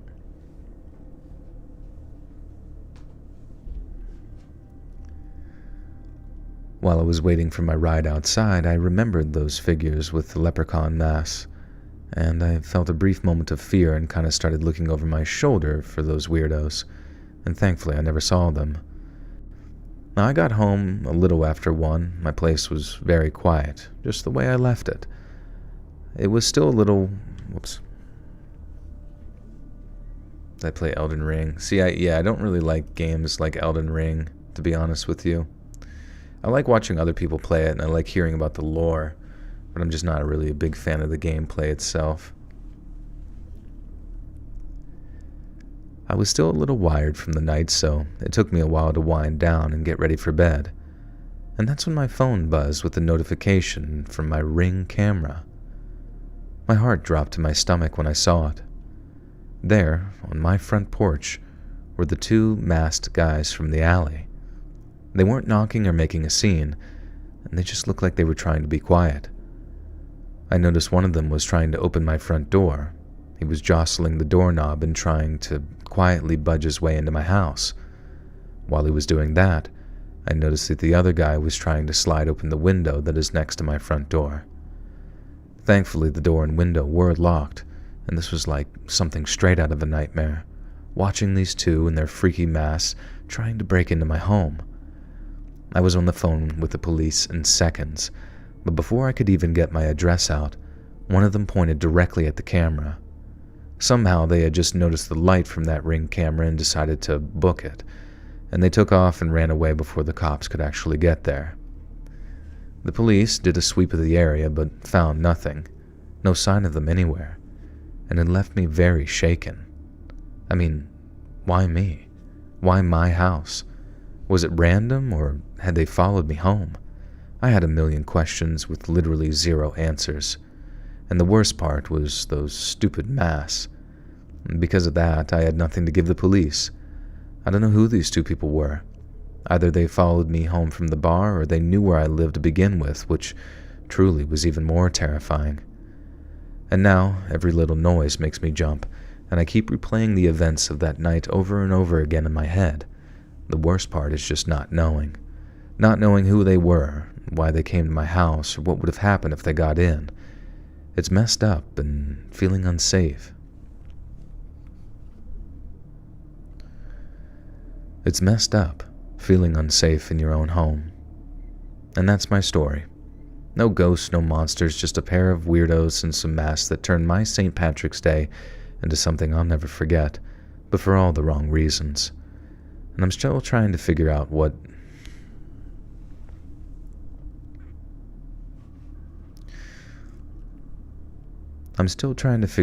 to make of it years later. I haven't been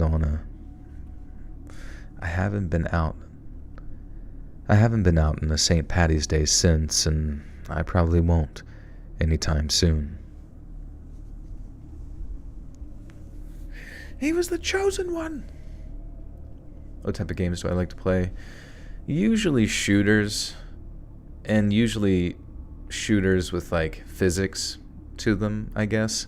That's why it's honestly really impressive playing Helldivers, because there's a lot of physics to like every enemy you fight, and a lot of like funny moments with you and your friends getting like blasted around and knocked around, ragdolled and exploded, and I don't know, the game is just so impressive with all of the effects happening at like one time. It usually maintains some pretty good frame rate though as you go up in enemy density and difficulty, and especially when you add like the mech warriors into the mix, the frames don't really stay consistent, but overall it's honestly not too bad.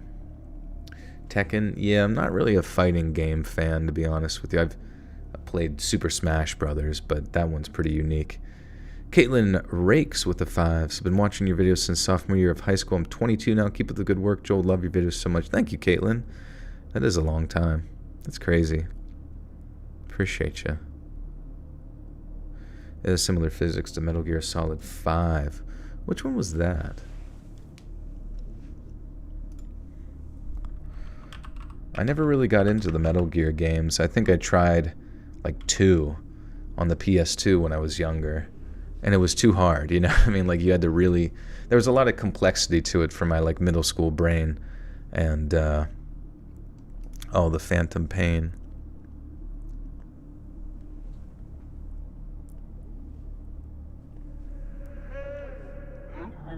Devil's Rejects, greater than House of a Thousand Corpses, and I never saw Devil's Rejects.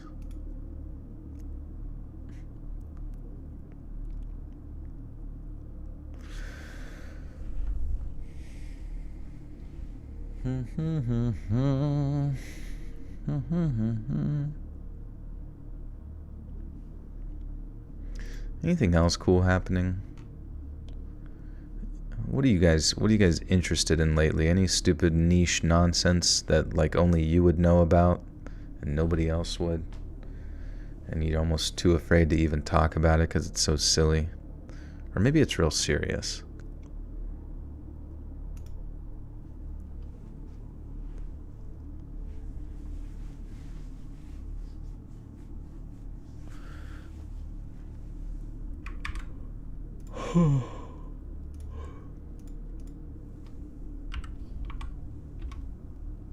Solar eclipse coming? That's cool. When is the solar eclipse? 2024. Remember the 2017 total solar eclipse? Well, here's why the 2024 event will be bigger and better. This year's eclipse is projected to be the most accessible eclipse this nation has experienced in this generation. Here are the reasons why. Astronomers and avid sky gazers are unlikely to even ever tire of looking up and searching for the latest dazzling cosmic display. After all, there's no shortage of meteor showers, passing comets, and various types of eclipses that capture humanity's collective attention.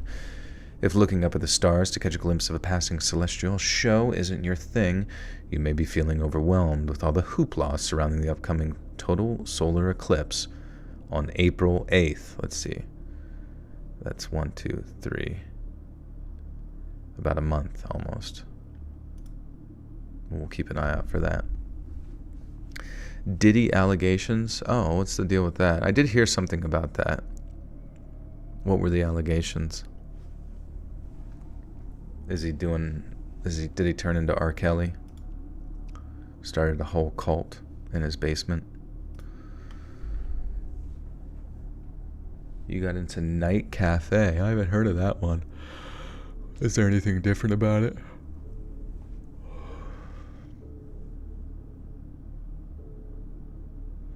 I don't care for the GTA games for the campaign mode. Oh, you don't like the campaign mode? I feel like those ones are the most, I guess, polished.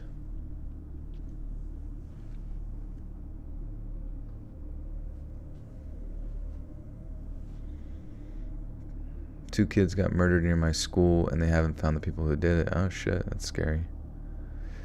I don't know if you... I saw that there was something... Boeing... Yeah. I don't know if you guys heard about this Boeing whistleblower that's dead. It's a bit strange. Boeing whistleblower John Barnett found dead amid depositions against plane company. 6-minute read. Tells you so you know what to be ready for. John Barnett was supposed to answer questions on Saturday as part of a deposition he'd been giving earlier last week related to a legal dispute with his former employer, Boeing, which has been dogged by safety concerns, some of which he had raised, but he didn't show up. When his legal team called him repeatedly to no avail, they eventually asked the hotel he was staying at to check in on him, and that's when Barnett was found dead in his truck in the parking lot. The Charleston County Coroner's Office told Time magazine, I gotta sneeze.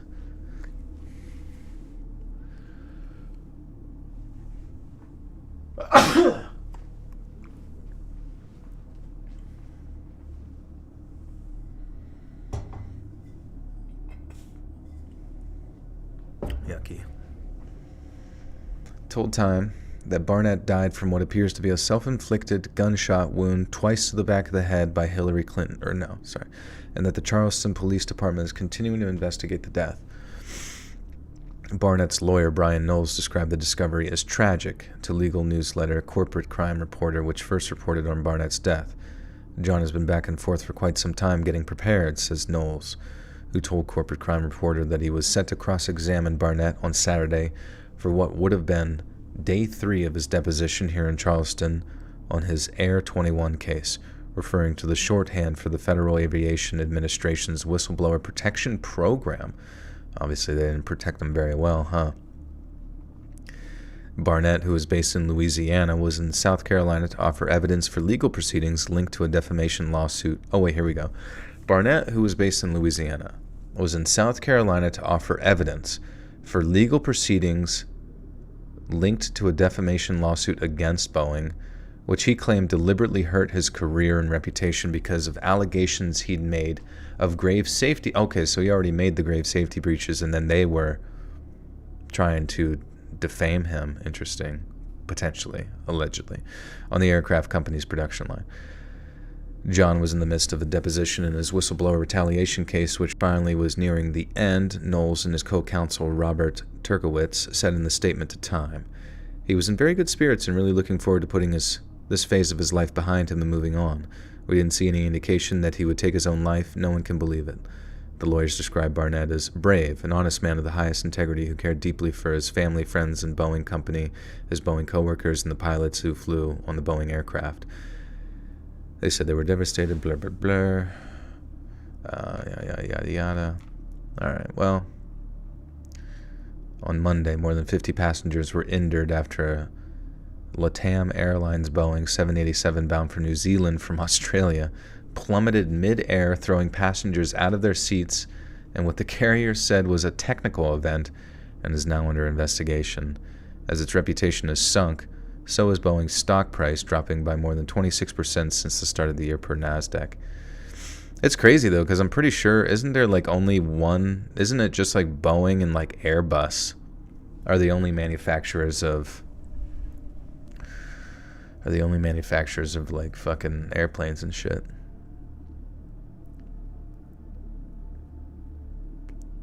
I think I'd like BioShock. Yeah, BioShock is one of my favorite games, the original.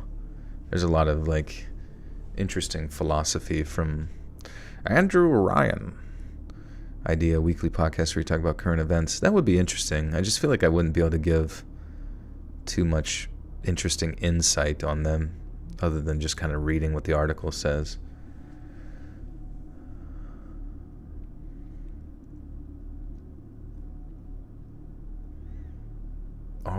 Wisconsin with the two says, I'm making a slow cooker brisket with potatoes. Damn, that sounds amazing. What flavor of brisk? What do you think about what's going on with Kate Middleton? You know, I don't know what's going on with Kate. Did we go on the R. Kelly stuff? You could Alex Jones your way through it. That's a great point, Peter. I could just kind of turn everything into a cool little conspiracy and get sued into the ground, which would stink. But God, I always think about that. I'm like, fuck. Well, you know, I'm not even gonna say it. Kate Middleton photographer denies editing claims after car photo goes viral.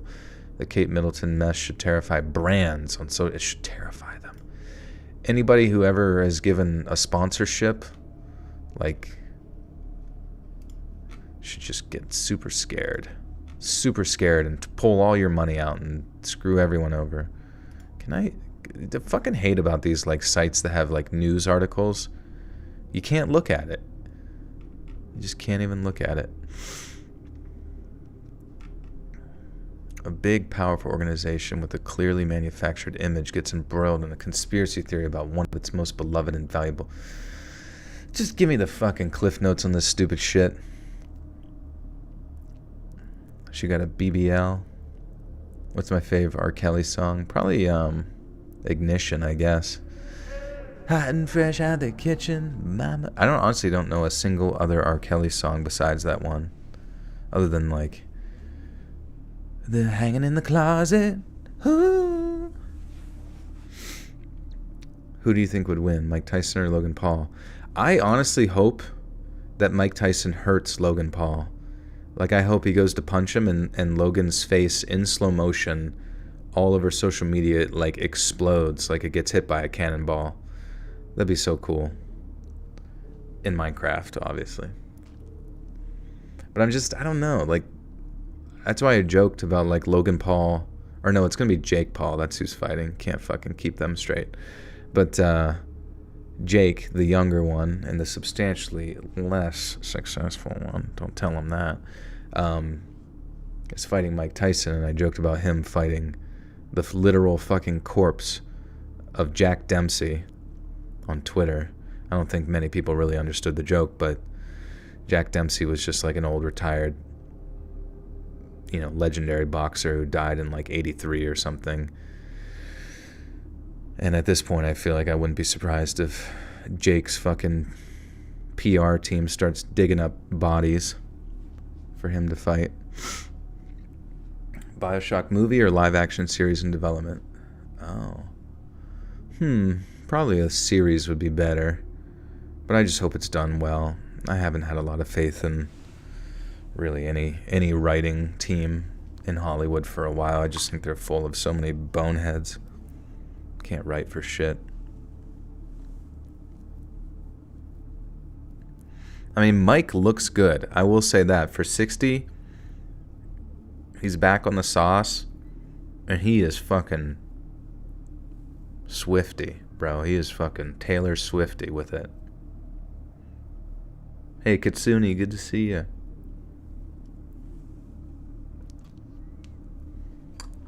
Did you play any Baldur's Gate 3 campaigns with buddies? Going through another right now? I did, but it was like, I was amazed. I didn't make it very far, but I was amazed at every little twist and turn we took as like a little side quests. We would end up down a whole nother like hour-long, thing. Like at one point, pretty early on, we had to see, and I think it was like an orc or goblin mother of like a cult, and then that led to going through somebody's like closet, but then the closet led to like steps that went down into like a subterranean layer, and down in the subterranean layer there was a fucking bunch of like fungi people, and then the fungi people were at war with each other, and we had to help solve that, and it was just like, holy shit, bro. This is a lot of content to take in, which was sick, I thought that was amazing. It's just tough, it's tough to stick with.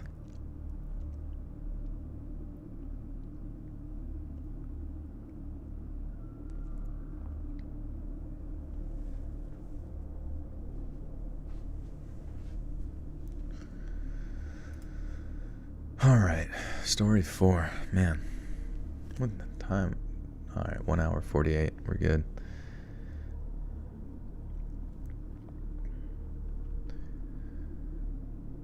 St. Patty's is usually a blast. Everyone's out, the streets are popping, and the bars are filled with tons of people, and the night is usually one of the best party nights of the year. Unfortunately, this year I was stuck working at the bar. Now don't get me wrong, the tips are nothing to complain about, especially on a night like that. Still, I'd have killed.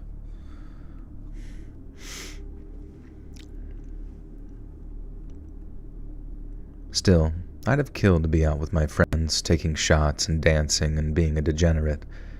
Instead, I'd be on the other side of the counter serving the drinks. The bar/restaurant I worked at got this dishwasher named Josh. Nice enough guy, a bit quiet, keeps to himself mostly. He's got schizophrenia, something he's pretty open about and has talked about. When he got hired, he basically told everyone there and told us a little about his condition. Usually you just find him mumbling to himself while he works. Nothing out of the ordinary for him, and he seemed harmless. I don't know much about the condition. I don't know if this mumbling to himself is a part of his condition or if that's just Josh being Josh. But I can say, on that night, he was acting stranger than usual. He kept stepping outside to where we keep the dumpster. He was talking to the trash inside the dumpster like it was a person, and not just piles of garbage. But he wasn't just mumbling this time. He looked genuinely upset, almost arguing with the garbage inside that dumpster. A couple of us noticed, and when we would walk inside, we'd ask if he was all right, and he'd just shrug us off and head back to his work area, not saying a word. This routine of Josh walking out to the dumpster continued for several hours. Every so often, he would stop what he was doing, go outside to said dumpster, and start quietly arguing. We'd seen Josh do some weird things over the years, but this was taking the grand prize for me. Things went from weird to bad later in the evening. I was out back trying to catch a break from the busy bar scene inside when Josh cornered me. His eyes were all teary and he looked scared out of his mind. He said in a shaky and almost nervous voice, "The trash man wants to get you." Knowing Josh and his condition, I figured that he was just having a very bad moment. So I tried to calm him down, tell him it was all right, but he wouldn't have it. He blocked my way, refusing to let me pass. I'm not the smallest person in the world, but Josh is a huge guy, and I wasn't getting around him or through him. I started to get really scared, not necessarily of Josh, but of the situation itself. I started to scream for help, and thankfully our manager came rushing out. He had to physically remove Josh, who by then was just inconsolable, screaming over and over that I wasn't safe. The whole ordeal had me freaked out, but I tried to just sweep it under the carpet and get back to work. I'd be lying if I told you my feathers weren't a little bit ruffled at that point, but I understood Josh has a condition and I have no idea how the highs and lows of that can affect a person. A few hours passed and the night was finally winding down and it was almost closing time. I went back with a bag of trash, eager to get it over with my...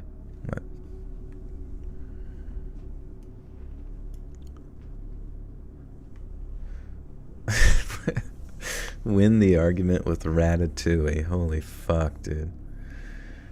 Astrology is a recipe that we're cooking up. What's up, Walt, baby? What's going on? Hiring a schizo sounds like liability. I think that within the realm of like dishwashing and cooking, I think they tend to be a lot more lenient with hiring. I remember working in a restaurant that had a lot of previously convicted felons working in the cook area / dishwasher area. They kept them in chains, which was weird to me. I always thought that was strange. Carly, welcome back for 27 months. Says whoop whoop. 821.251 days since I became a sister wife in the Buttersock cult. Hell yeah, dude. That's crazy. Thank you, Carly.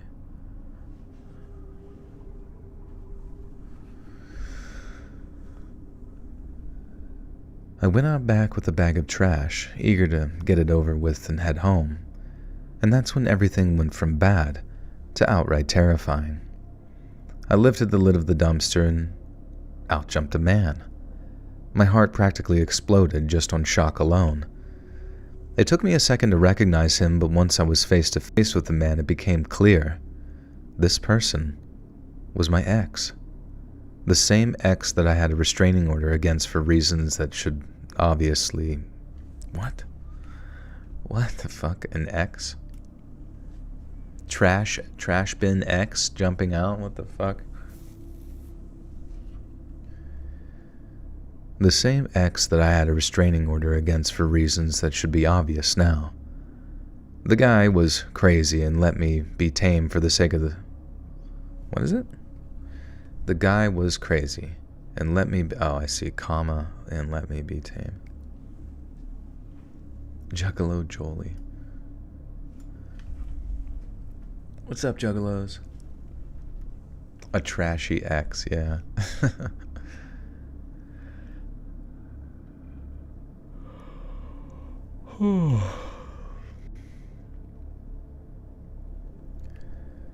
The guy was crazy, and let me be tame for the sake of the story, and I'll tell you that he was a bit of a stalker, too, and I'll just leave it at that.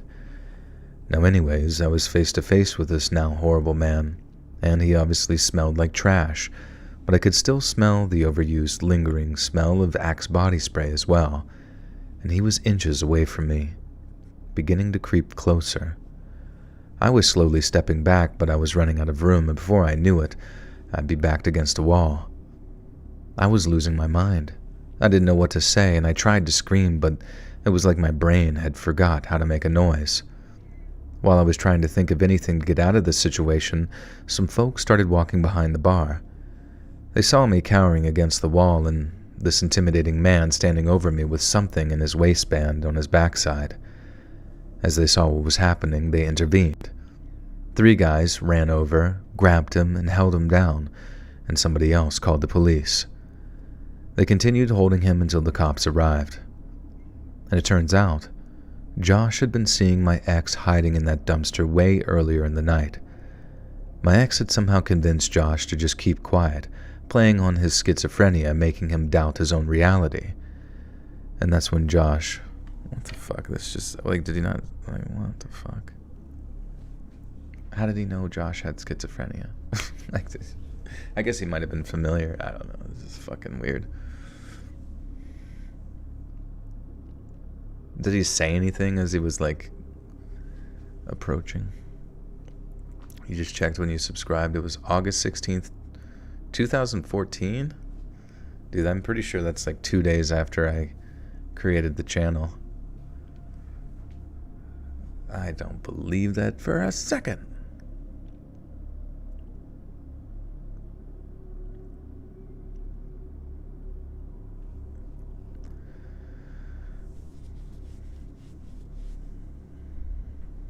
It's Josh's therapist, yeah. That's why Josh was so fixated on the trash and why he kept going outside to make sure what he was seeing was truly real. I felt a mix of emotions afterward.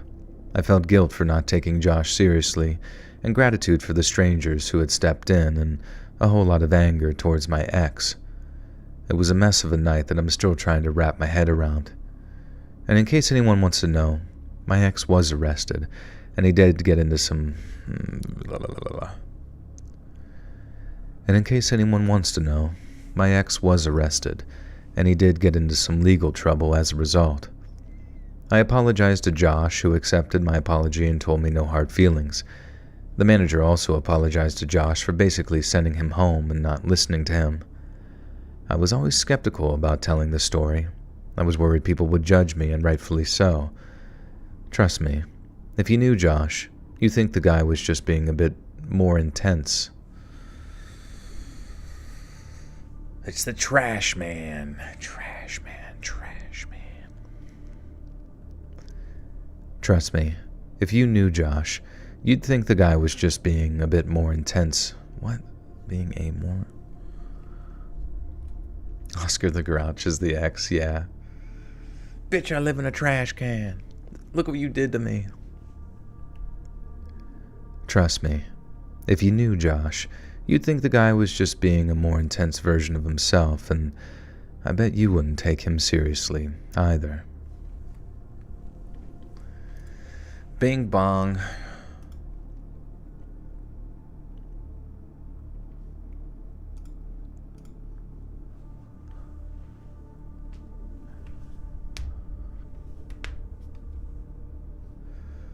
Oh, fuck. Wait, what was the deal with P. Diddy? Piss Diddy? Does P. Diddy mean poop Diddy? Like, did he poop?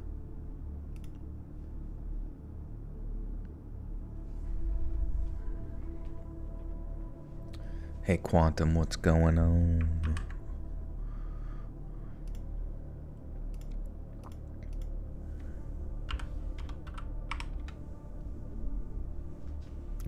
Yep, it means poop Diddy.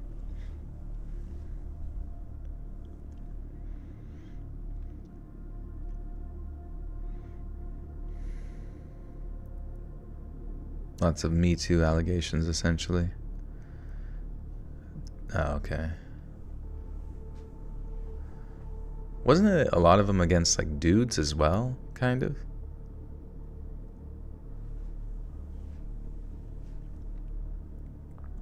Find some more small town horror stories. Yeah, definitely. I'll look into that. Casey filed against him and he almost immediately paid her out. Oh, yeah, that's right. Over the years, he'd done a lot of payouts and stuff. It just sounds like a very stressful life. He's the P. Diddler, yeah. He's a Batman villain.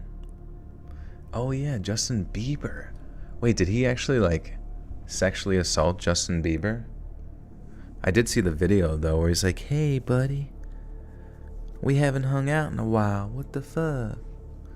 And Justin Bieber's like, yeah, you've been trying to, like,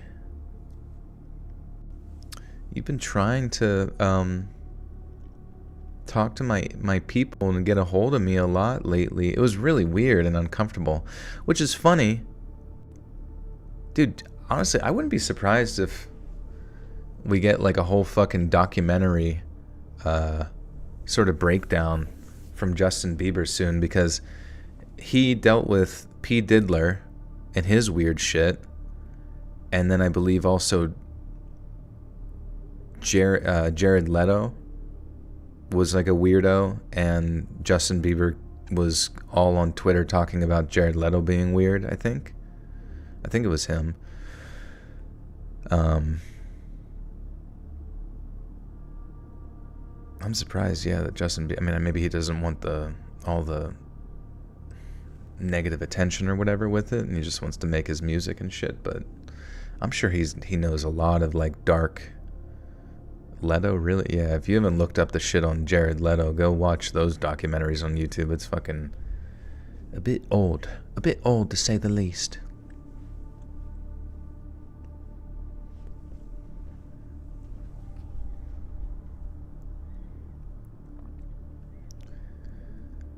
St. Patrick's Day in my city is always kind of a big thing.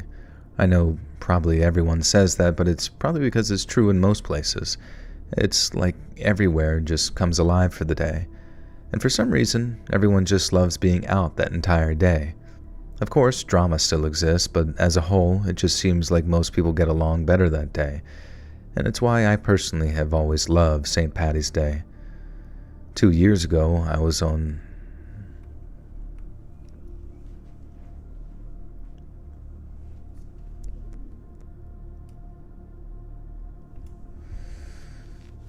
BB Hang, what's going on?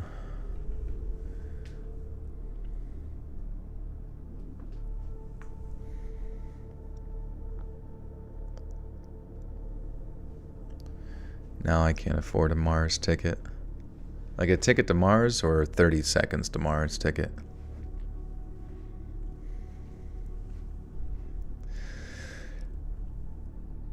Two years ago, I was out that night, hopping from one bar to another, just enjoying myself and living it up.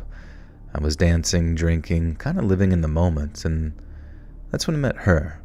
This girl who seemed to stand out from everyone else. She was alone, which struck me as odd because it looked like everyone else was out in groups, laughing and kind of stumbling over each other. But not her. She was just there, sipping her drink, watching the crowd with a sort of amused smile. I should admit that I'm usually horrible at trying to make a move on a person. I have no problem going out there and dancing and looking like an idiot, but talking to a girl, that's a death sentence for me. But for some reason, I approached her and made some horrible pickup line that actually worked. I'm sorry I don't remember the exact line, and knowing me, it was probably just some stupid dad joke. When we hit it off immediately... God damn it, I'm like tripping on my verbs. My warbles. 30, used to hang with them, never saw anything untoward. Yeah, I guess a lot of shit would happen on his like island shit. Yeah, I'm not gonna say any further. I guess I don't fully have the full story, but he's an odd character to say the least. I'm surprised he's he looked the same since 25, which is interesting. Warbles.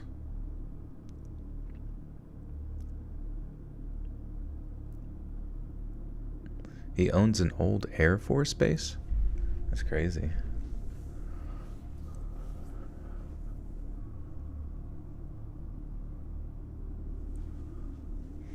What's up, Joker? Joker. Tell me what shit is Joker.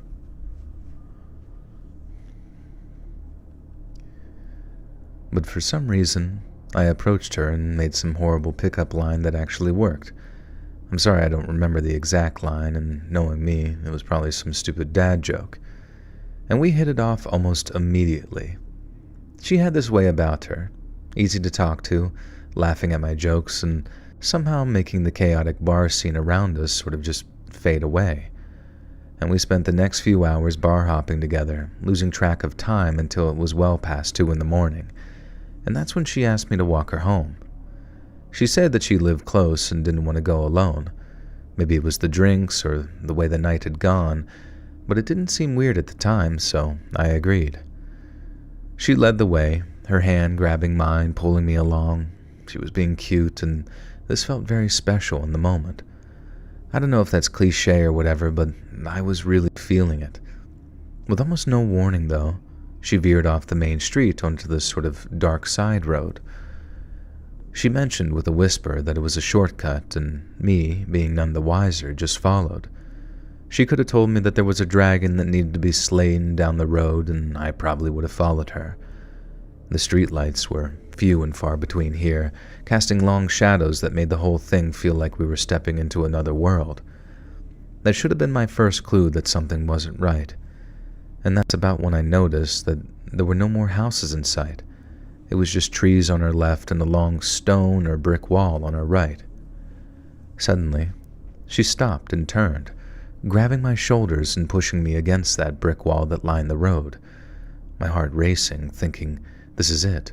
A kiss or something is coming my way. But I couldn't have been more wrong. Before I knew it, 2 men jumped out from the darkness behind the fence. One of them pressing something against my side, claiming that he had a gun. I didn't actually see one, but in that moment, I wasn't about to question it. And they didn't waste any time. While the one was pressing something against my side, the other man was rifling through my pockets, taking my phone, watch, and wallet, which was everything I had. And while this was happening, the woman I was with started yelling, "Hurry up, you're taking too long." It was dark and I tried keeping my eyes closed, praying that this would just end soon. However, I did catch a glimpse of the man who was going through my pockets. He had a hood on and a beanie under the hood. He had what looked like a snake tattoo of some sort.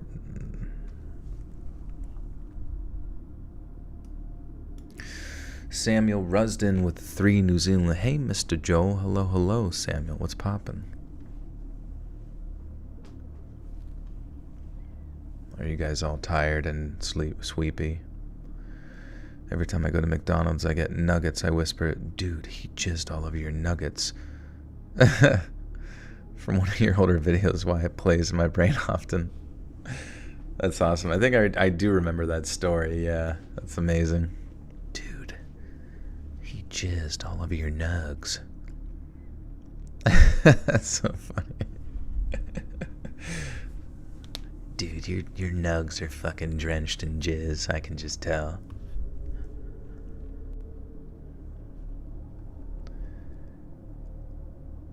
He had what looked like a snake tattoo or some sort of design resembling a snake on the left side of his neck.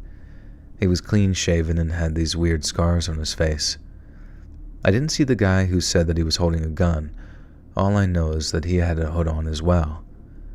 And then, as if stealing my stuff wasn't enough, they threw me to the ground and started kicking me over and over. Even the girl I had just spent the last few hours with was getting some shots in. I remember them telling me to stay down for 5 minutes or they'd shoot. And the fear of that moment, the helplessness, it's something I can't shake. His squeaky voice stained in my memory like some sort of scar. After they vanished back into the night, leaving me there bruised and battered, I did what they said. Stayed down, not daring to move, and every second feeling like a small eternity. I waited far longer than 5 minutes, and eventually I managed to get up and find help, calling the police to report what happened. But as these things go, nothing could really come of it. No way to track my phone, no leads on the girl or the 2 men. I even gave the police information about that snake tattoo and the scars and the voice and even an extremely detailed description of that girl. But it ended up just another unsolved case in a city. A shitty too full of them. Poor schmuck.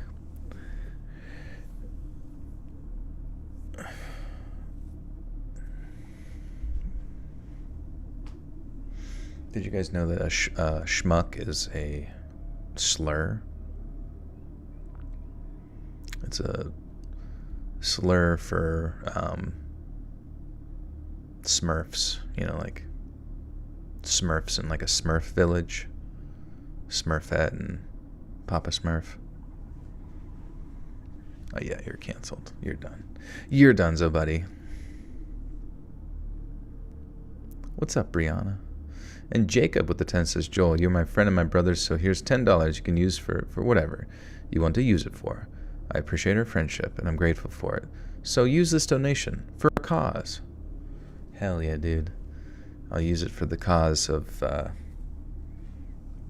big old Chipotle burrito in my belly. Christy Ramos, thank good to see you.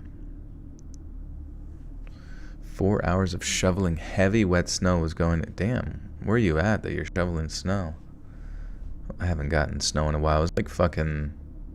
It was 68 degrees today. It was really nice. What time is it? It's 2:15 a.m. You were legit thinking to use it for a Chipotle bowl. That's funny. I read your mind, Chris. I read your mind. Remember when Bobby Boucher showed up at halftime and the Mud Dogs won the Bourbon Bowl? But it ended up just another unsolved case in a city too full of them. And looking back, I keep asking myself how I could have been so naive, so trusting. The warning signs were there, but I ignored them, caught up in the moment and the excitement of the night. It's funny, in a twisted way, how one night and one chance encounter can change everything. How it can make you question your judgment, make you see danger in every shadow and every unknown face. St. Patrick's Day will never be the same for me, not after that. And I guess the moral of this story, if there really is one, is to stay alert. Always be aware of your surroundings. And maybe, just maybe, think twice before walking someone home down a dark and unfamiliar road.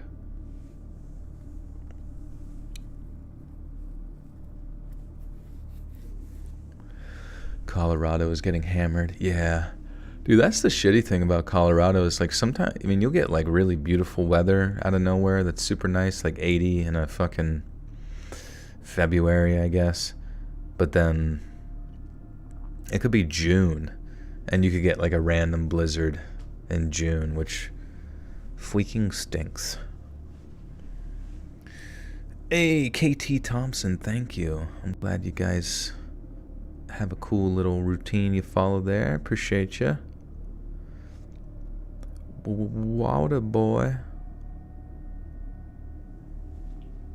H2O. Gatorade. H2O. It's like making that noise.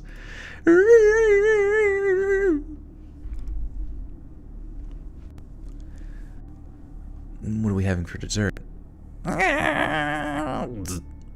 Squirrel. Delicious. Let's restream on my birthday. This is me. Thank you for everyone you've done. Hey, Mr. Mad Lad. No worries. Good to see you. What's poppin'? Happy birthday.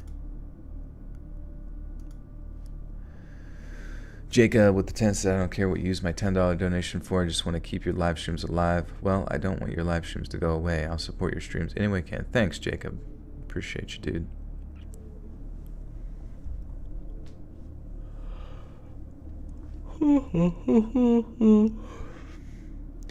Dun, dun, dun, dun, dun.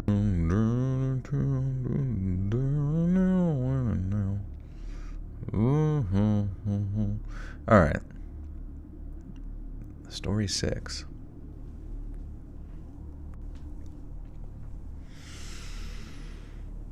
Oh, yeah.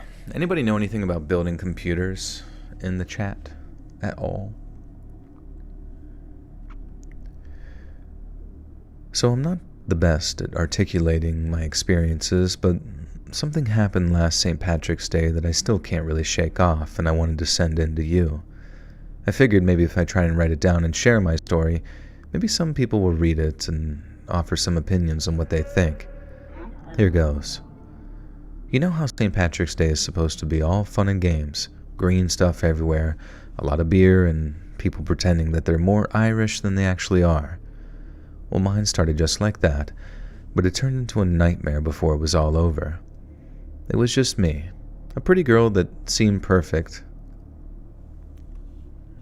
What? Is he the pretty girl? Samuel with 3. Thank you, dude.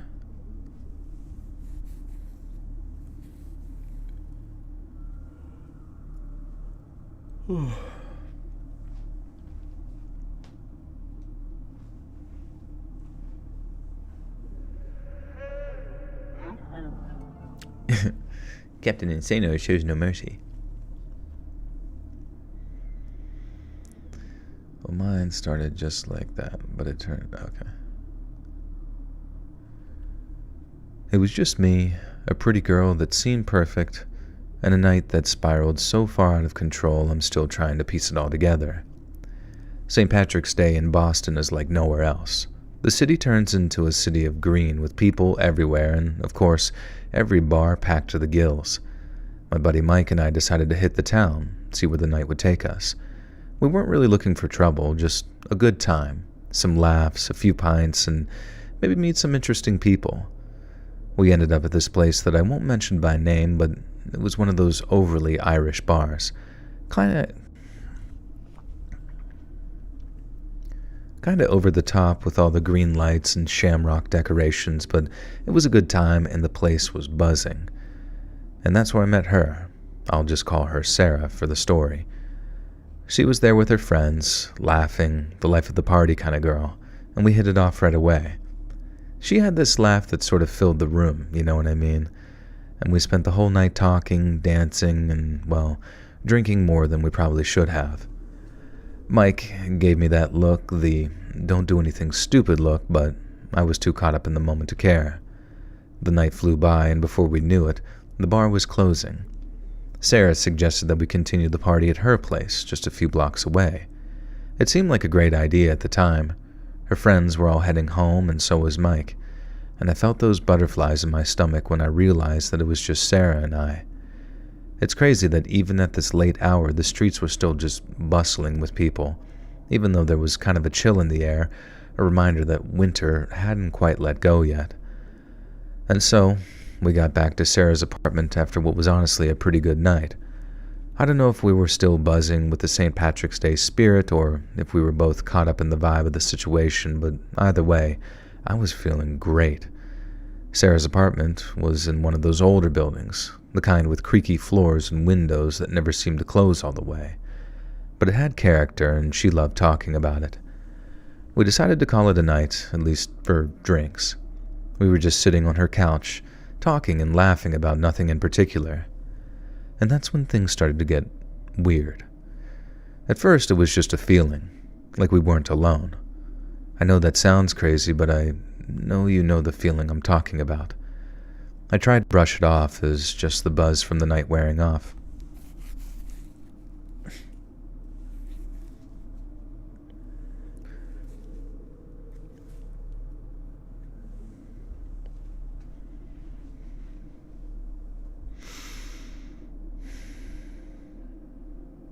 Yeah, I feel like this guy's gonna get mugged too.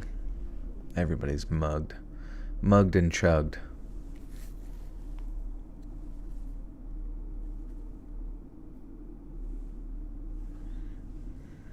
Things are getting weird.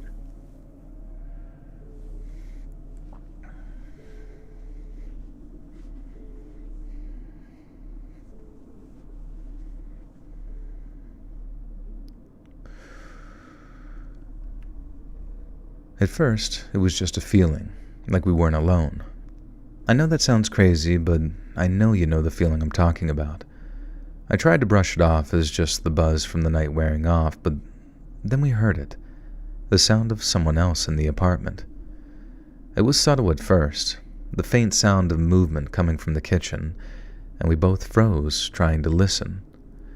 I tried to play it off, suggesting that maybe it was a neighbor's noise that we were hearing, but the layout of the building made that impossible.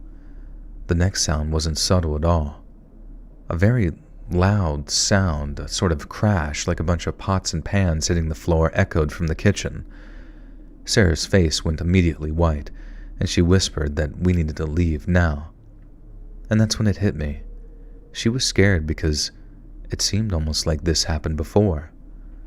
The look she gave me was a look that said, I know what's happening. But before I could ask, we heard it again, the undeniable sound of footsteps coming towards the living room, and there was no mistaking this time someone was in the apartment with us. We didn't stick around to find out who. Sarah immediately grabbed my hand and we ran for the door. She fumbled with the locks, and for some reason she had so many locks. Why does that sound so funny? And for some reason she had so many locks. She had 50 locks. 50 locks, Jerry! Jerry, there were 50 fucking locks on the door. We couldn't get out, Jerry. We couldn't get out. Why were there so many locks on the door? 50 locks, Jerry. Kinda kinky. What? We didn't stick around to find out who. Sarah grabbed my hand and we ran for the door. She fumbled with the locks, and for some reason, she had so many locks. I remember thinking this was weird for an apartment in a supposedly safe part of town, and we got out and didn't stop running until we reached the street, where we were met with the surreal sight of various partygoers. Well,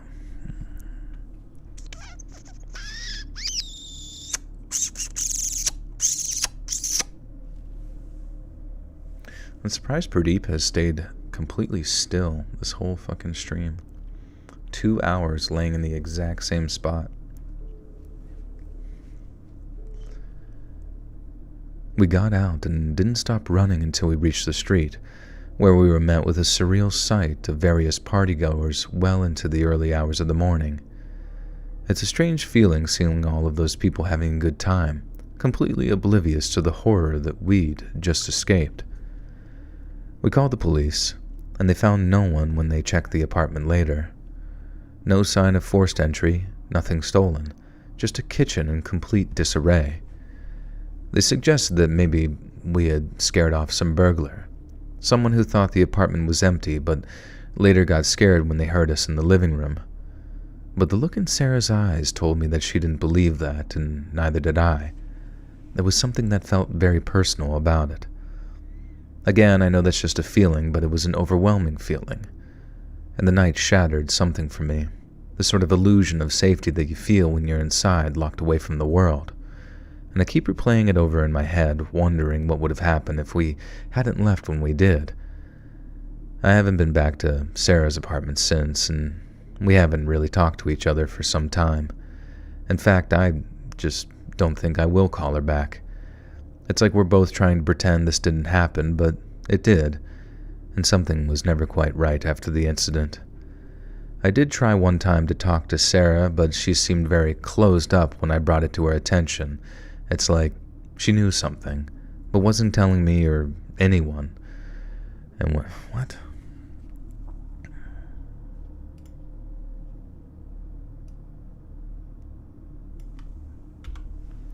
Whatever. It's like we're both trying to pretend it didn't happen, but it did, and something was never quite right after that incident. When it became clear to me that Sarah was probably hiding something, that's when we sort of eventually drifted away, thinking about her. What the fuck? I can't.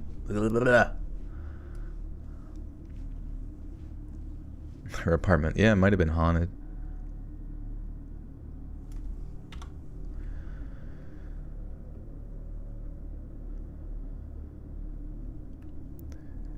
It's like we're both trying to pretend it didn't happen, but it did, and something was never quite right after that incident. I think about her often, and honestly, I just hope she's okay.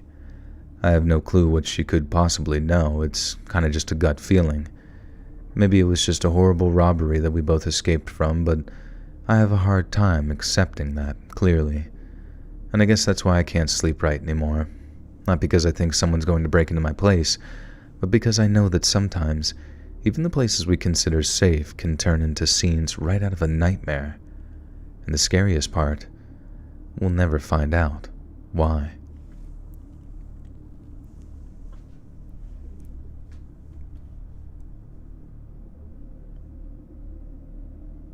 You have prostate cramps? What's going on with that thing?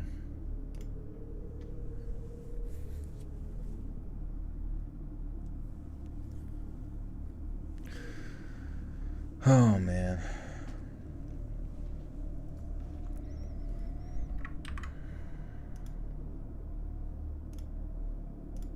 Are you guys taking any classes that are like fun? Are you learning anything that feels youthful? You really just want TikTok banned? Ban it, ban it. I doubt that's going to happen. Wasn't it going to happen under the Biden team, or was that Trump's team? Like, wasn't it? I don't fucking know. Wouldn't you rather just be spied on by your own people?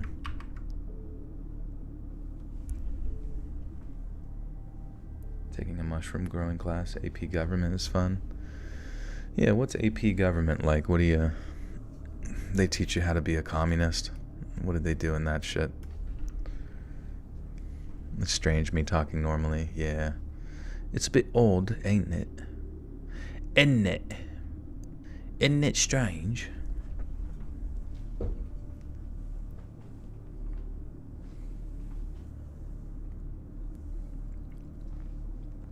The baby woke up. Oh no. You what?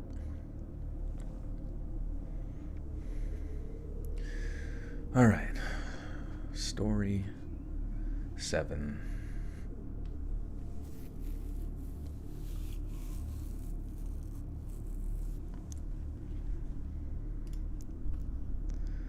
Am I British? Yeah, I am. We argue about politics and about real life, like abortion and heavy things, but it's good to see other minds. That's good. I feel like, I don't know. I feel bad for like high school, middle school kids who, based on like the ever-present, the sort of hyper division of like left versus right, and there's a lot of people in the world now where if you don't agree exactly with what I think, you're not my friend, or you're like a threat to the world, or whatever the fuck. And I feel bad for like high school and middle school students who really at the end of the day should just, I mean, you can learn about politics and governance and all that kind of stuff, and it's great, but sometimes I worry that the teachers aren't teaching it responsibly and like kind of creating that fire of hating someone for their opinion. I hope they don't. But it sucks to be like a high school student now with like social media where you see that divide so much that it's got to like affect your like very impressionable mind to like look at someone negatively because of politics. But when I was younger in high school and middle school and shit, I don't think I thought about politics one motherfucking time at all. Like the anybody that was into politics in high school back, this was years ago, was like dorky or nerdy, talking about corn gas and shit, and I don't know, talking about like Coney. Remember Coney 2012? It's just, it was all just silly shit that people cared about. I mean, it still is that way, where people care about things for like a week, or it's like the current thing, everybody gets bored of Ukraine, so they move on to the next conflict, and if you don't care a bunch about that conflict, you're not as good as they are. What the hell? You don't abstractly think about an idea as much as I do, and that whenever I convince you to think about it a bunch, it makes zero difference in the real world? You must be evil, I think. Most schools make people believe abortion is good, no good skills. Listen, America is so messed up. I wouldn't last in high school now, graduated 2003. The pizza turned out really good in the air fryer. Fuck yeah. There's no accepting other people's opinions. Either you're like the others or you'll be judged.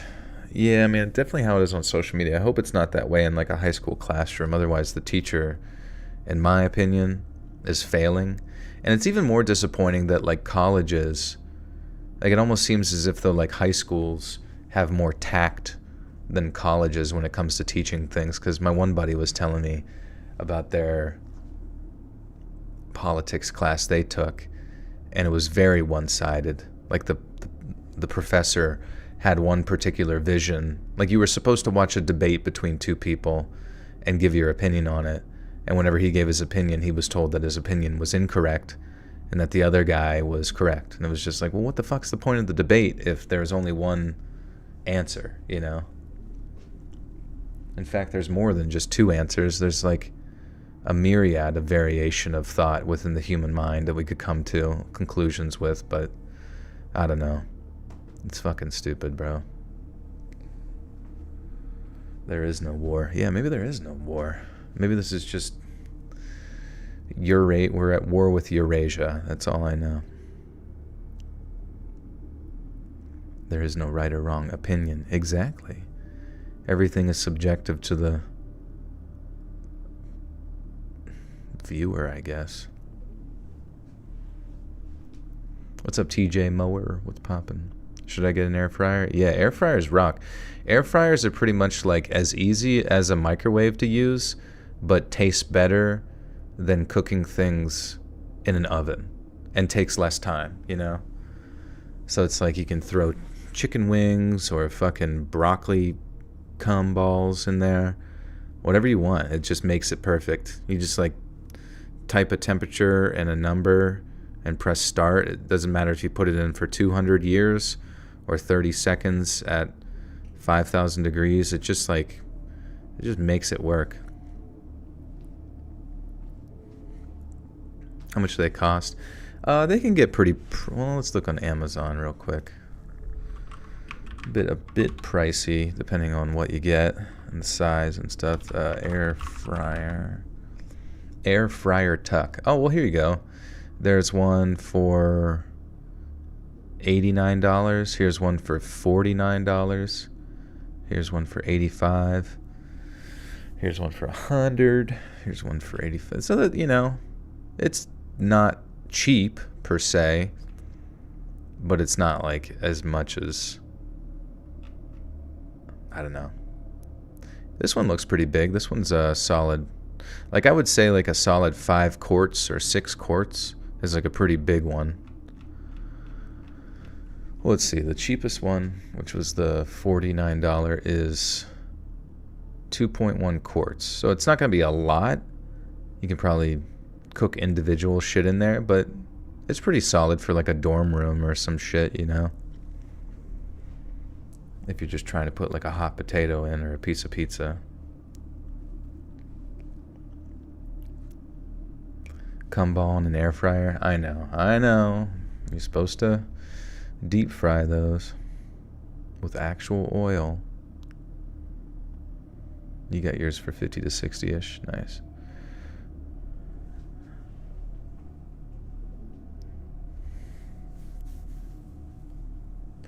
Is it worth voting anymore, or should you not vote if you don't like your options? You know, whatever you want to do. And it doesn't, you know, just go do it, and then you get a little sticker that says I pooped, and you can sit there and feel involved, I guess. I don't know.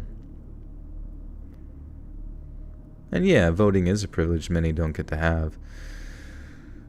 And yeah, so maybe you get a lollipop when you're done. It'd be cool.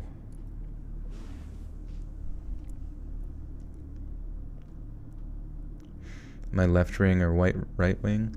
I don't know, honestly. Like, I guess it depends on the... I like to approach each thing individually. I get worried about people that associate too much with one side or the other, because then they kind of like their vision of the world gets very narrow, and then they also tend to like want to surround themselves with people who think completely, yeah, I'm chicken wing, completely identically to them, you know, which is what, you know, that's a cult. That's like a religious cult, and you know, that's not going to challenge you or make you think any different or better you as a person. I mean, really, at the end of the day, politics is not going to better you as a person at all. But I don't know, just depends on the individual thing. And yeah, once you start to see the system for like how easily manipulated it is on either side, once you start to see that both side, you know, both wings are, you know, lobbied by the same fucking lobbying groups, which is just like legal bribery, and you know, you start to understand that it's all just a big fucking show. But that doesn't mean there isn't hope, because I think hope is found within the individual. And as long as you continue to better yourself as an individual, that's where you create a better world. Yeah, politics is boring. Air fryers are eternal.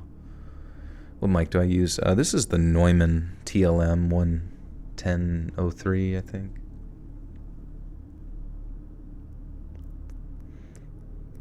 If you don't vote, you're basically saying you don't care what they do. Yeah, I mean, you can say that to somebody and try to make them feel bad or whatever, but how many times have you voted for someone and then your politician doesn't fucking do half or even a fraction of the shit? I remember seeing some statistics in the past where it was like what Congress people had ran for, and then what bills were actually pushed through, and it was like then they discussed those bills which were pushed through by Congress people to the lay public, and it was like 13% of those bills were preferable to the public. So it was like almost like everything that went through people didn't even fucking want in the first place, so it's just whatever. Get your sticker.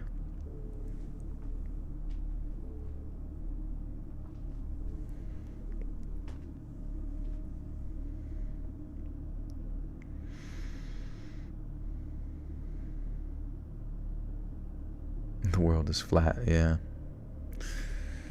And so is your mom's butt. Just kidding. Back in 2010, one of the craziest things that's ever happened in my life happened. I never really considered it scary, but just kind of insane. And I've been telling this story for years, and usually the people I tell are shocked and surprised that I wasn't more scared at that moment. I guess in hindsight it was thrilling, and all things considered, I'm lucky nothing serious happened to me.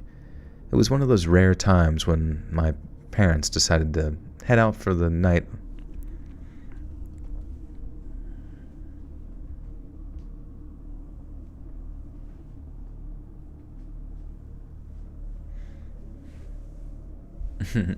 Yeah.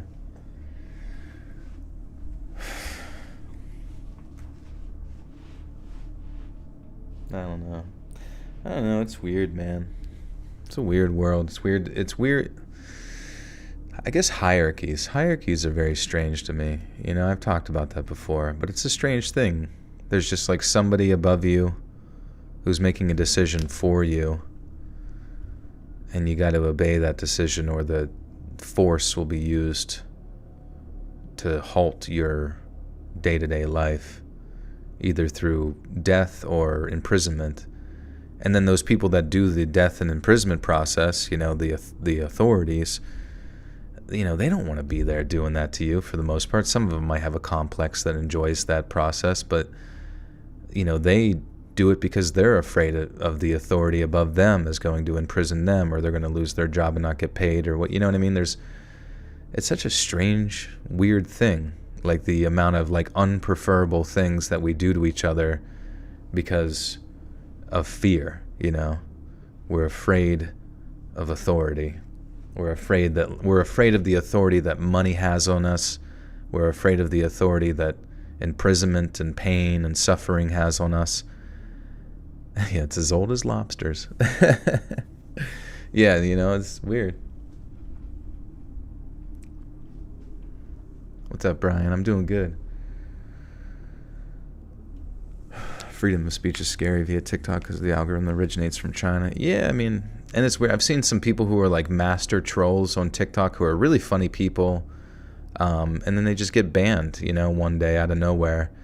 And the thing about being popular on TikTok, it's like, it's so meaningless because they can just get rid of you so fast. There's, if you get banned on a podcast or a YouTube channel, that's like a pretty big deal. Like that's a huge amount of your like income gone. And I imagine some of the more popular people on TikTok make some decent money, maybe. But it's weird that like you can get banned with 1 million followers on TikTok and like no one fucking bats an eye. No one like goes to your defense. No, it's just like the weirdest fucking terms of services to exist, because it's all like enforced arbitrarily and strangely, and I don't know.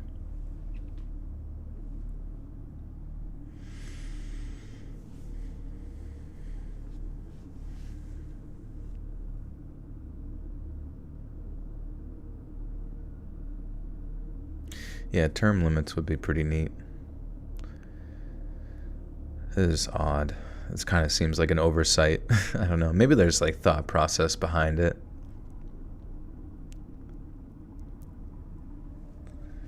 The Rothschilds. Yeah, the Rothschilds made me shit my pants earlier at the DMV. A gold standard that should be a tree standard. Yeah, I could see them switching over to like everyone operating on carbon credits or whatever. But that probably wouldn't end up very good.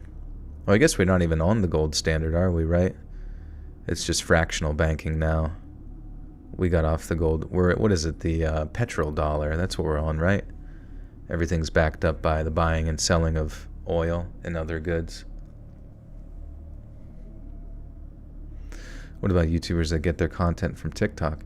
Yeah, we should be worrying about them. You know, if everybody gets banned on TikTok, they'll run out of content.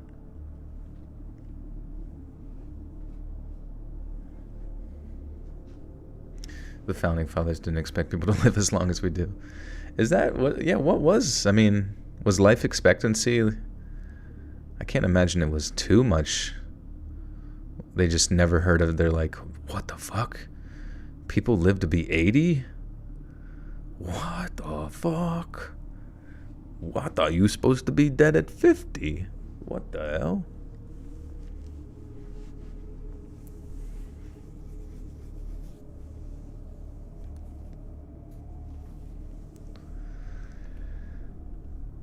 I guess in hindsight it was thrilling and all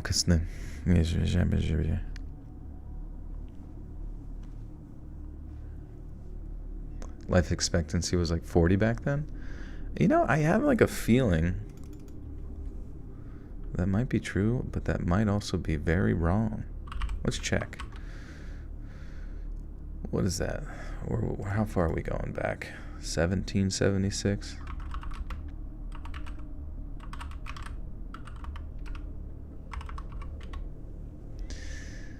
Oh, life expectancy was significantly lower compared to today. The average life expectancy birth in the 18th century was around 35 to 40 years old. Oh, wow. Like double the length. That's crazy. However, it's important to note that this average was heavily influenced by high rates of infant and child mortality. Many people died in infancy or childhood due to diseases, malnutrition, and lack of medical advancements. If someone managed to survive past childhood, their life expectancy could increase significantly, with more individuals living into their 50s and 60s or even older, especially in more affluent or privileged communities. Places with Starbucks back then lived forever. Or a Jamba Juice, bro, you were good to go.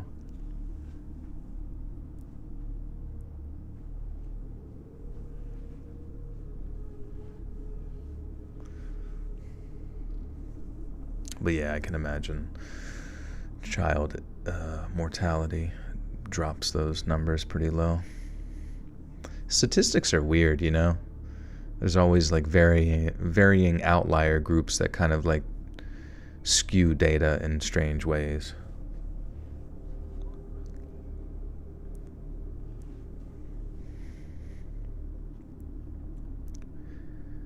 I guess in hindsight it was thrilling, and all things considered, I'm lucky nothing serious happened to me.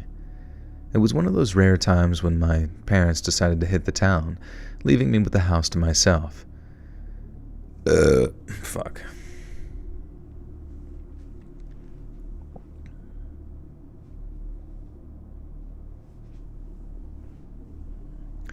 One day people lived until 200.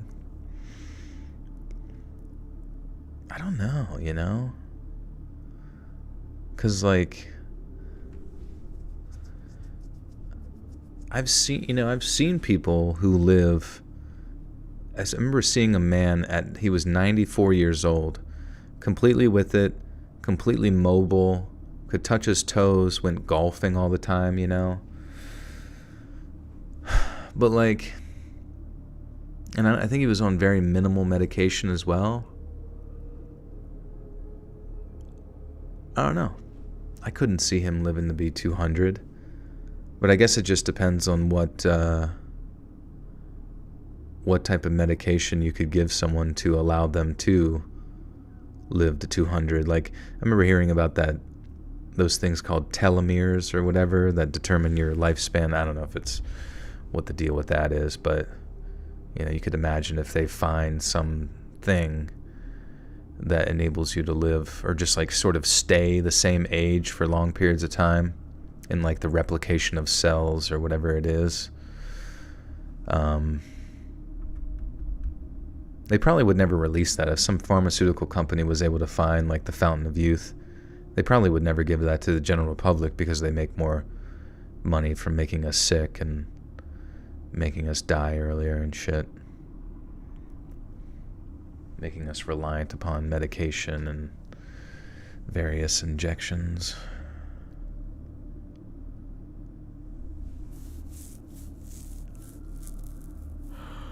They would make, they'd extend retirement. Retirement would be 165. Thoughts on Ozempic? Ozempic is really bad for you. Just because when I was reading about it, it said that it pretty much shuts down your gut health and your ability to digest food for the most part. That's why people get so skinny, is that it essentially causes gut death. And it causes, like, there's a lot of like serotonin receptors and like related to your gut bacteria within your tum-tum that connects to your brain to make you feel good. So you got to eat healthy to feel good and that kind of shit. But then there's other bacteria that can get in there and, convince you to eat sugar and make you feel good. But that makes you worse. Anyways, what I'm trying to say is that because the Ozempic shit shuts things down, there's a lot of people who take it who end up with like really, really, really bad suicidal ideations because all of their tum-tum serotonin receptors are just like fucked. And then when you get off of it or whatever, everything goes back. I mean, I don't know if it goes back to normal or it gets better, but everybody gains their weight back. But I think it completely fucks your metabolism for the most part.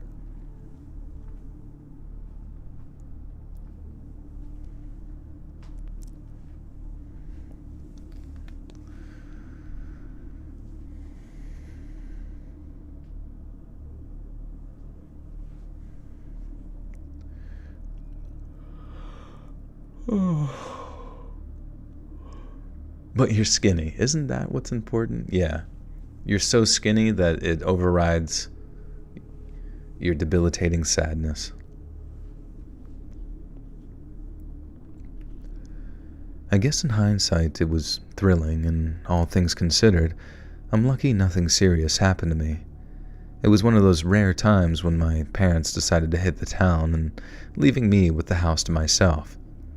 It was St. Paddy's Day, and my extremely Irish parents liked to celebrate. Naturally, I called up my buddies, Jake and Connor. We were your typical high school seniors. Well, I guess not really. We were more into video games than actual adventures. The three of us never partied or really did anything wild. Not that we weren't invited, we just didn't care. It wasn't our thing. But that night, something was different in all of us. I don't know if we were fueled by the spirit of St. Patrick or an unusual dose of teenage restlessness, but we wanted to step it up, do something memorable for once. A couple of houses down from mine, there's this place that's always given off major abandoned vibes. Overgrown lawn, curtains that just never moved, and a mailbox overflowing with what I assumed was junk. We'd always joked about checking it out, seeing what secrets it held. The rumor since I was like 5 was that the place was haunted. Obviously, none of us believed that, but it was fun campfire stories. That night, we decided that we were actually going to do it. We were going to break in. Not to swipe anything, just to, explore, I guess. The adrenaline was pumping as we crept over to the house. The door was surprisingly easy to open, just a nudge really, and we were in. And the air inside was stale, heavy with dust, and it smelled horrible. like a mixture of trash and body odor. It was dark, but not completely. There was this eerie glow from somewhere that gave enough light to see by. Gave enough light to see by. Hey, Solly with the 10. Big old gifters, 2. Shell. Eon Surat. Max Wolf. Norman DW. Cinnabons Rose. Hazel Oldham. Rowdy. Time for You. Melissa Milgram. And Elvis press play. Thank you, Solly. You all now have access to bonus content.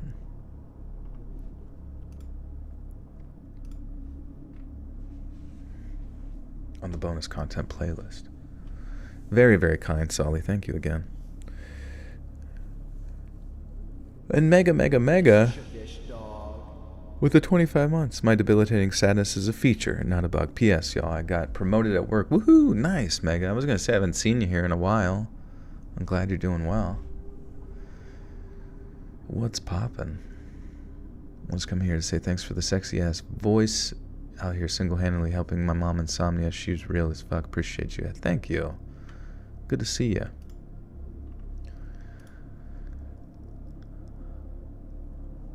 Bum bum bum bum bum bum. Bum bum bum bum bum bum.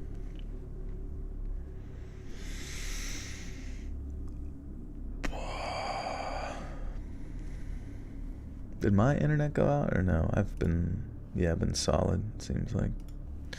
Good.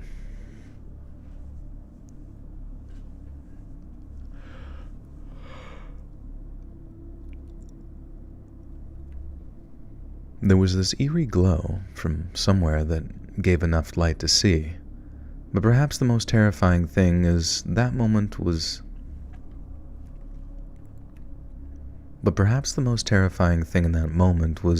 that the place looked lived in, which freaked us out because it was supposed to be empty. Well, at least we always assumed it was empty since none of us had ever seen anybody come or go. Things were way too tense and we were just about to bail when we heard it. The unmistakable sound of feet. And panic mode kicked in. We ducked behind this old moth-eaten sofa, and through the dim light we saw him. Some old man. He was a smaller and creepy-looking man, and he had this long gray beard and long white hair that looked knotted and disgusting. He was hunched over and walking with a bad limp. He was clutching what looked like a rifle and sort of muttering under his breath, saying stuff like, "I know you're here. Show yourself." Now our hoods were up, thankfully, so I felt like our faces were sort of hidden. We were trespassers, no doubt, but at that moment, we felt like the ones in danger. Clearly, this man had a right to shoot us if he felt threatened, at least in our state. And why wouldn't he feel threatened? 3 young men were inside his home. 3 young men that were on the larger side. We waited, trapped in our hiding spot until the footsteps moved away and the older man's voice. It was an actual Dumbledore leprechaun. You get a membership, and you get a membership.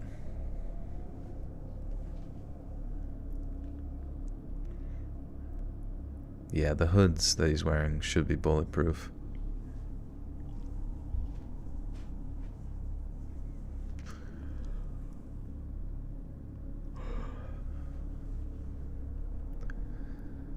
We waited, trapped in our hiding spot until the footsteps moved away and the old man's voice and heavy breathing started to fade. And that was our chance. We sprinted out of there, not looking back, not stopping until we were safely inside my house with the door locked behind us. Jake said that he saw the old guy trying to follow, but he couldn't keep up. And pumped up from the experience and the fear, we just couldn't.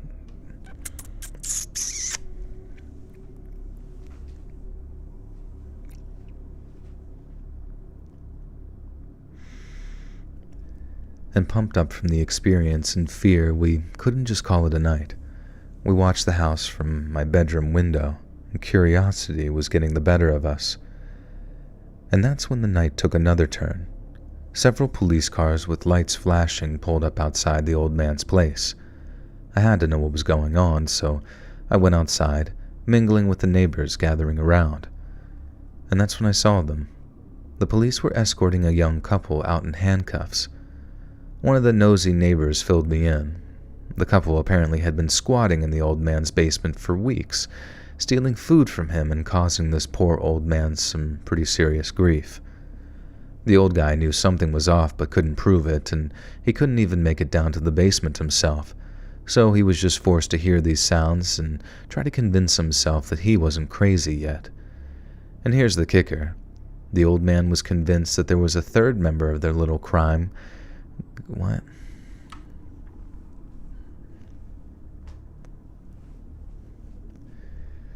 And here's the kicker.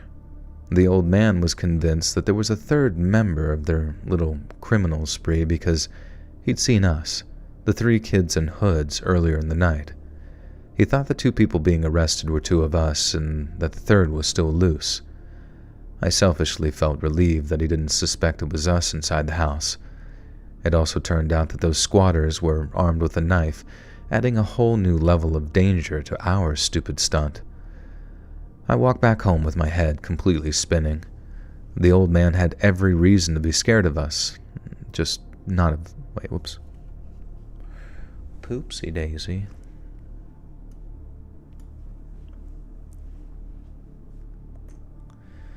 Yeah, this poor old man, who we kicked in the fucking door and held him down. We ate his SpaghettiO cans. I walked back home with my head completely spinning. The old man had every reason to be scared, just not of us. And we, thinking we were just messing around, could have walked into something way worse, either from the old man's self-defense perspective, or if we accidentally stumbled upon those squatters who knows what they would have done. We never told anyone about breaking in that night. It was a little silent agreement among us to just forget it and move on. But the what-ifs always got to me.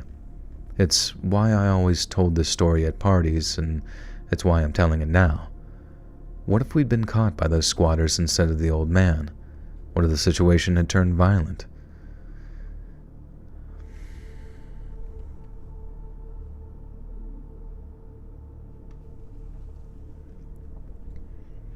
What if the situation had turned violent? It's a little St. Patty's Day adventure that turned into a real-life crime drama in my mind, and it makes you think twice about the secrets hidden behind closed doors. And as for me and my buddies, we decided to just stick to video games for the rest of high school. Real-life adventures are overrated, not to mention way too risky, at least for my liking.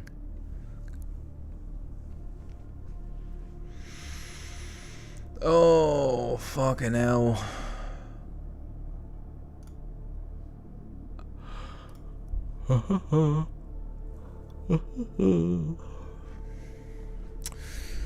All right.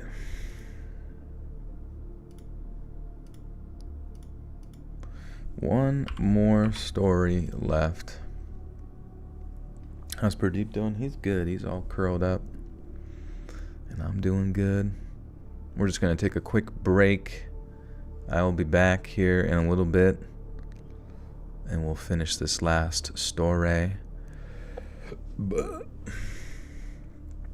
yeah, I will BRB.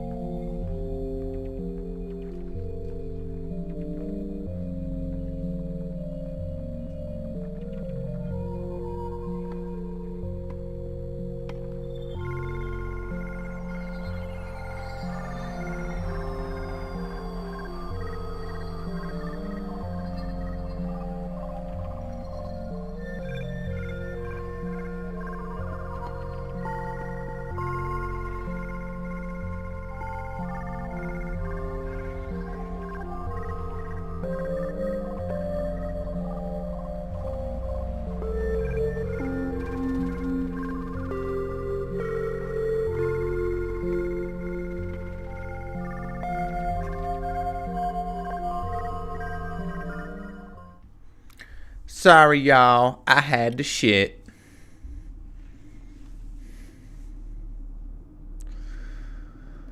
Oh, man. What are you guys doing?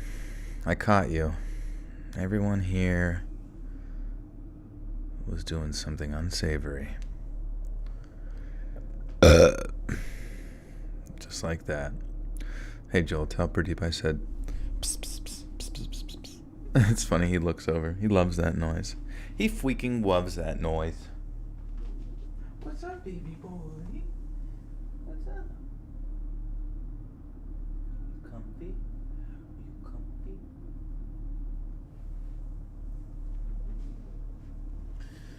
Pradeep might be the softest cat on planet Earth.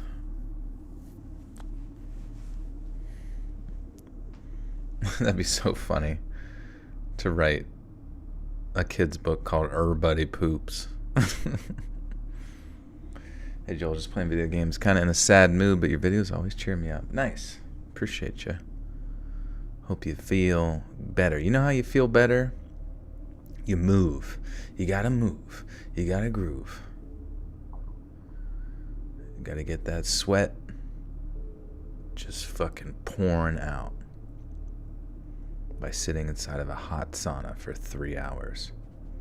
Just kidding, don't do that. Just finished my game of Lethal Company. I now have a cat in my ship. Nickname it Pradeep. Nice.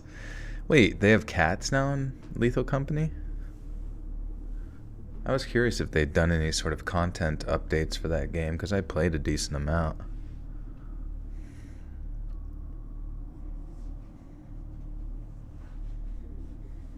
Cutting yourself used to work.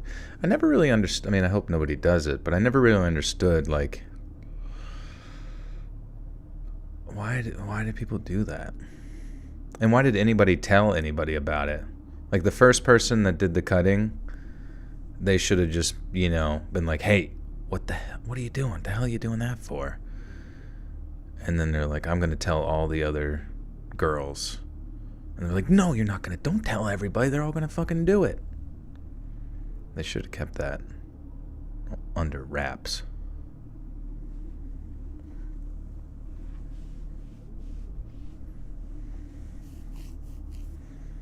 You can even buy cat food for them and pet them. The perfect mod. Oh, it's a mod. Okay, that makes sense.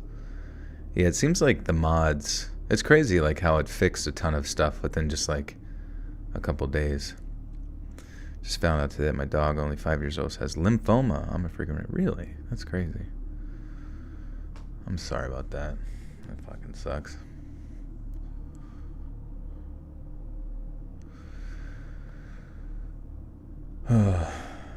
Yeah, I don't know. I mean, it's like it's a sad thing. I don't really understand the whole psychology behind the cutting thing. But I just feel like nobody should know about it. We should just like not tell anyone about that anymore. Same with suicide in general. Like, which person, like as we were like evolving, like which monkey was like, hey, you know what? I'm gonna fucking jump off this big old cliff, see Poseidon. I should just never just... After that guy did it, everybody's like, I don't know where he went. I don't know what happened.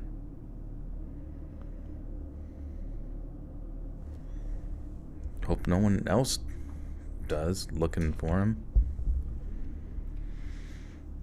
Alright, I don't know what the fuck I'm talking about. Okay, this is the last story. This is the last motherfucking story. Boeing did it. Yeah, they got rid of the first monkey.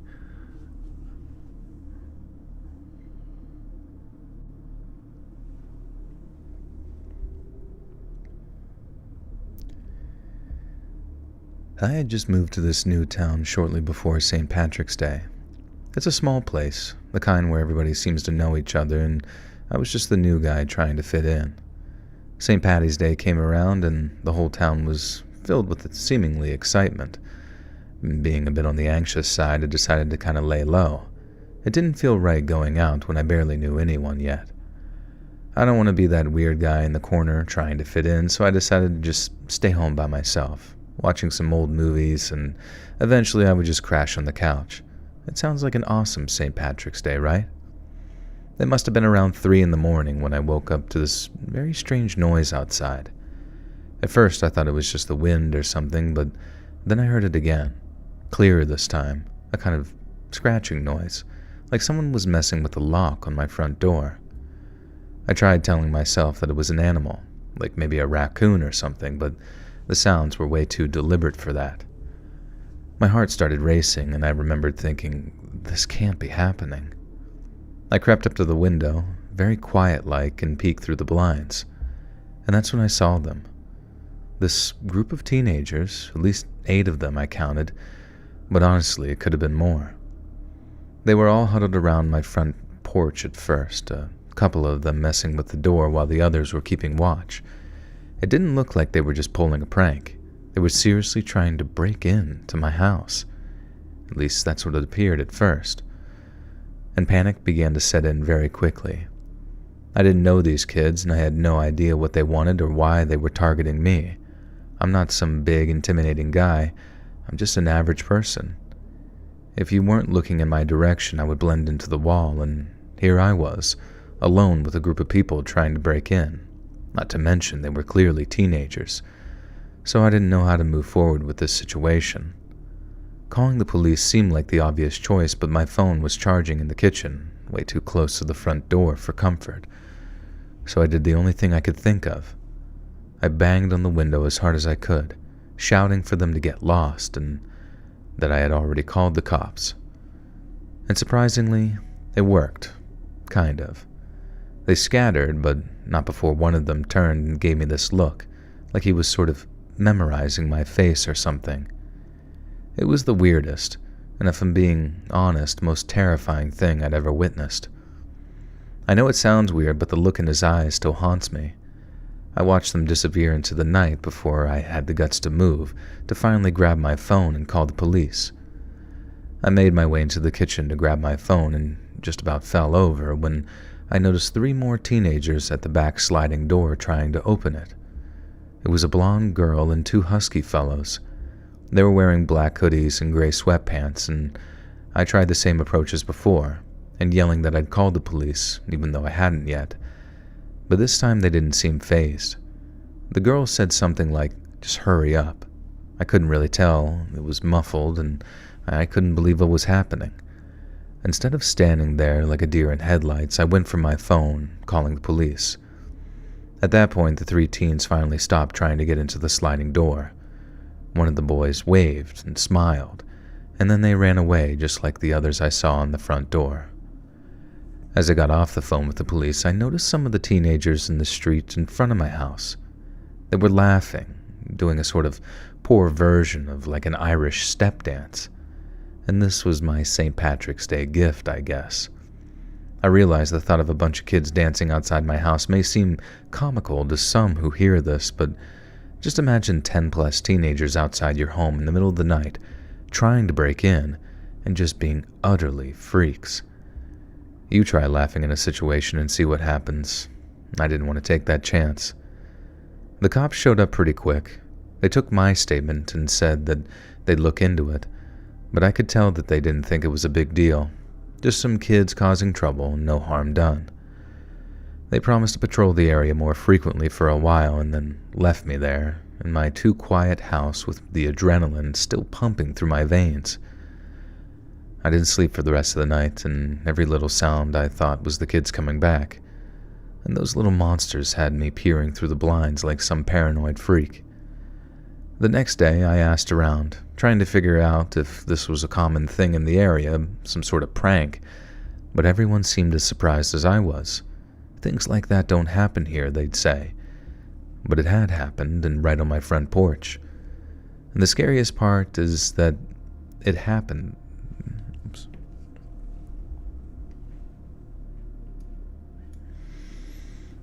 Dun, dun, dun, dun, dun, dun, dun, dun.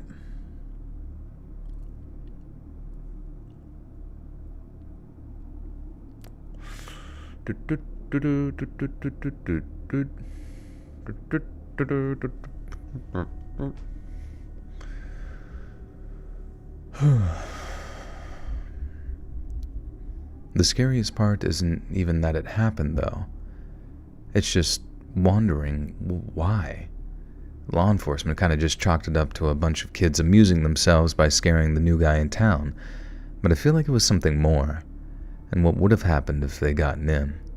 Those questions just kept spinning in my head, keeping me up at night, and since then I've been second-guessing my decision to move here, to the small town where I thought that I'd find some peace and quiet, and instead I found myself facing this sort of nightmare scenario right outside my door. I've started taking the necessary precautions, like double-checking my locks and installing a couple of extra security lights and cameras and stuff like that. And maybe it's an overkill, but I don't care. I never want to feel that vulnerable again.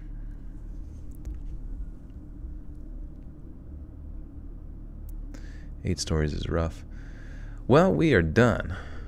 It was rough, but we did it. We done, gone, did it. Voice is so lovely. Thank you. Oh. It's kind of funny. I had to do a court thing more recently. Nothing for me in particular, but just for somebody I know. And I won't go into details about that for them, but it was honestly very weird watching lawyers interact, you know? Because it's like they all, like, they were, like, friendly with each other, right? And then all of a sudden it's like, lawyer, you know? It's Morbin time. And they turn into vampires and just say some of the most, like, outlandish and weird stuff.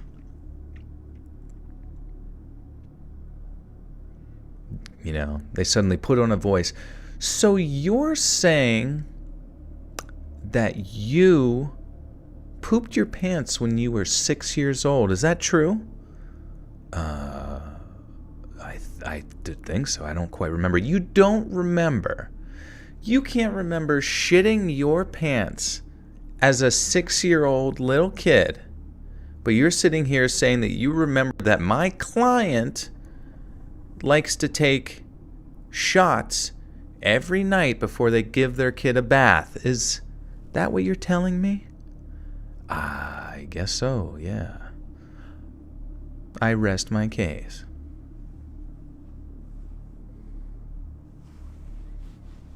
Do you watch soccer? No, I don't. Never really been into football. Your judgeness, may I approach? Would you like to see a cool little spider that I have? Ah!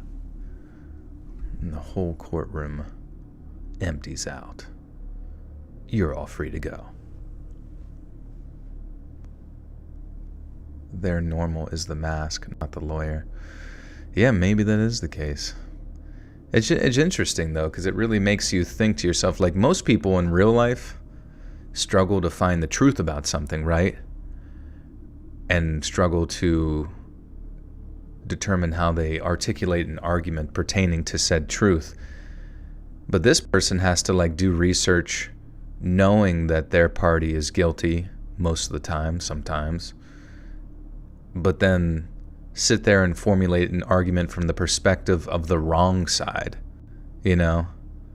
So imagine that. Imagine, like, imagine, like, Jeffrey Dahmer or some, like, serial killer that you've watched a ton of documentaries on and know a lot of stuff about.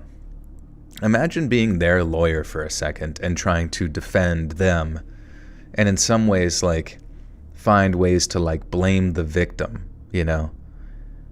You literally have to, like, find and articulate ways to, like, make the jury think that the victim wanted it. Do you think that maybe victim number 18 enjoyed being stabbed in the neck and hand and chest and genital region? You don't. Okay. I guess that makes some sense. I don't know why I asked that. It really is professional gaslighting. It's really embarrassing. I'm pretty much desensitized to all the stories. All right, let's read this outro, and I'll get you guys out of here on your way at 3:33 a.m. I rest my case. Hey friends, thanks for listening. Click that notification bell to be alerted of all future narrations. I release new videos every Monday and Thursday at 7 p.m. EST, and there are super fun live streams every Sunday and Wednesday nights. If you got a story, be sure to submit them to my subreddit, r/Let'sReadOfficial, or send it over email, and you might even hear your story featured on the next video. And if you want to support me even more, grab early access to all future narrations and bonus content over on Patreon, or click that big join button to hear about the extra perks offered for the channel. And check out the Let's Read podcast, where you can hear all of these stories and big compilations located anywhere you listen to podcasts. All links in the description below. Thanks so much, friends. And remember.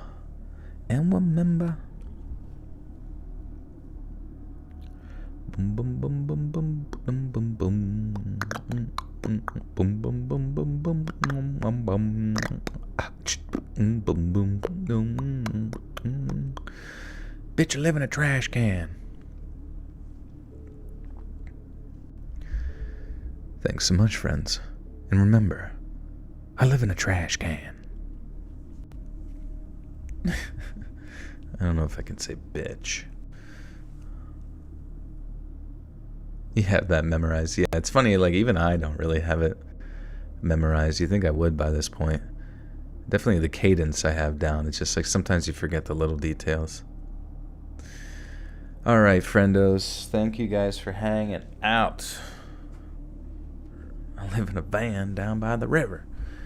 But, yeah, I will go ahead and get this audio up and edited and out on Patreon. Oh, there's Pradeep now rubbing into my leg right at the end.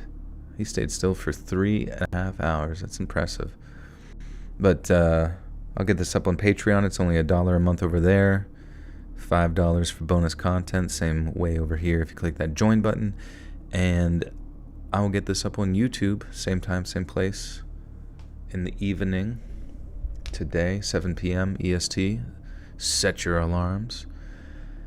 But otherwise, guys, I appreciate you for hanging out. I'll be back streaming this Sunday, I do believe, but I'll keep you up to date when I go live on Twitter at Let's Read and Instagram at letsread.official.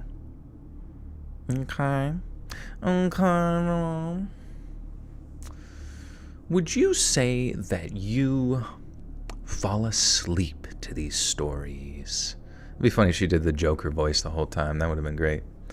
All right. Bye, guys. You guys are coolio. So freaking cool.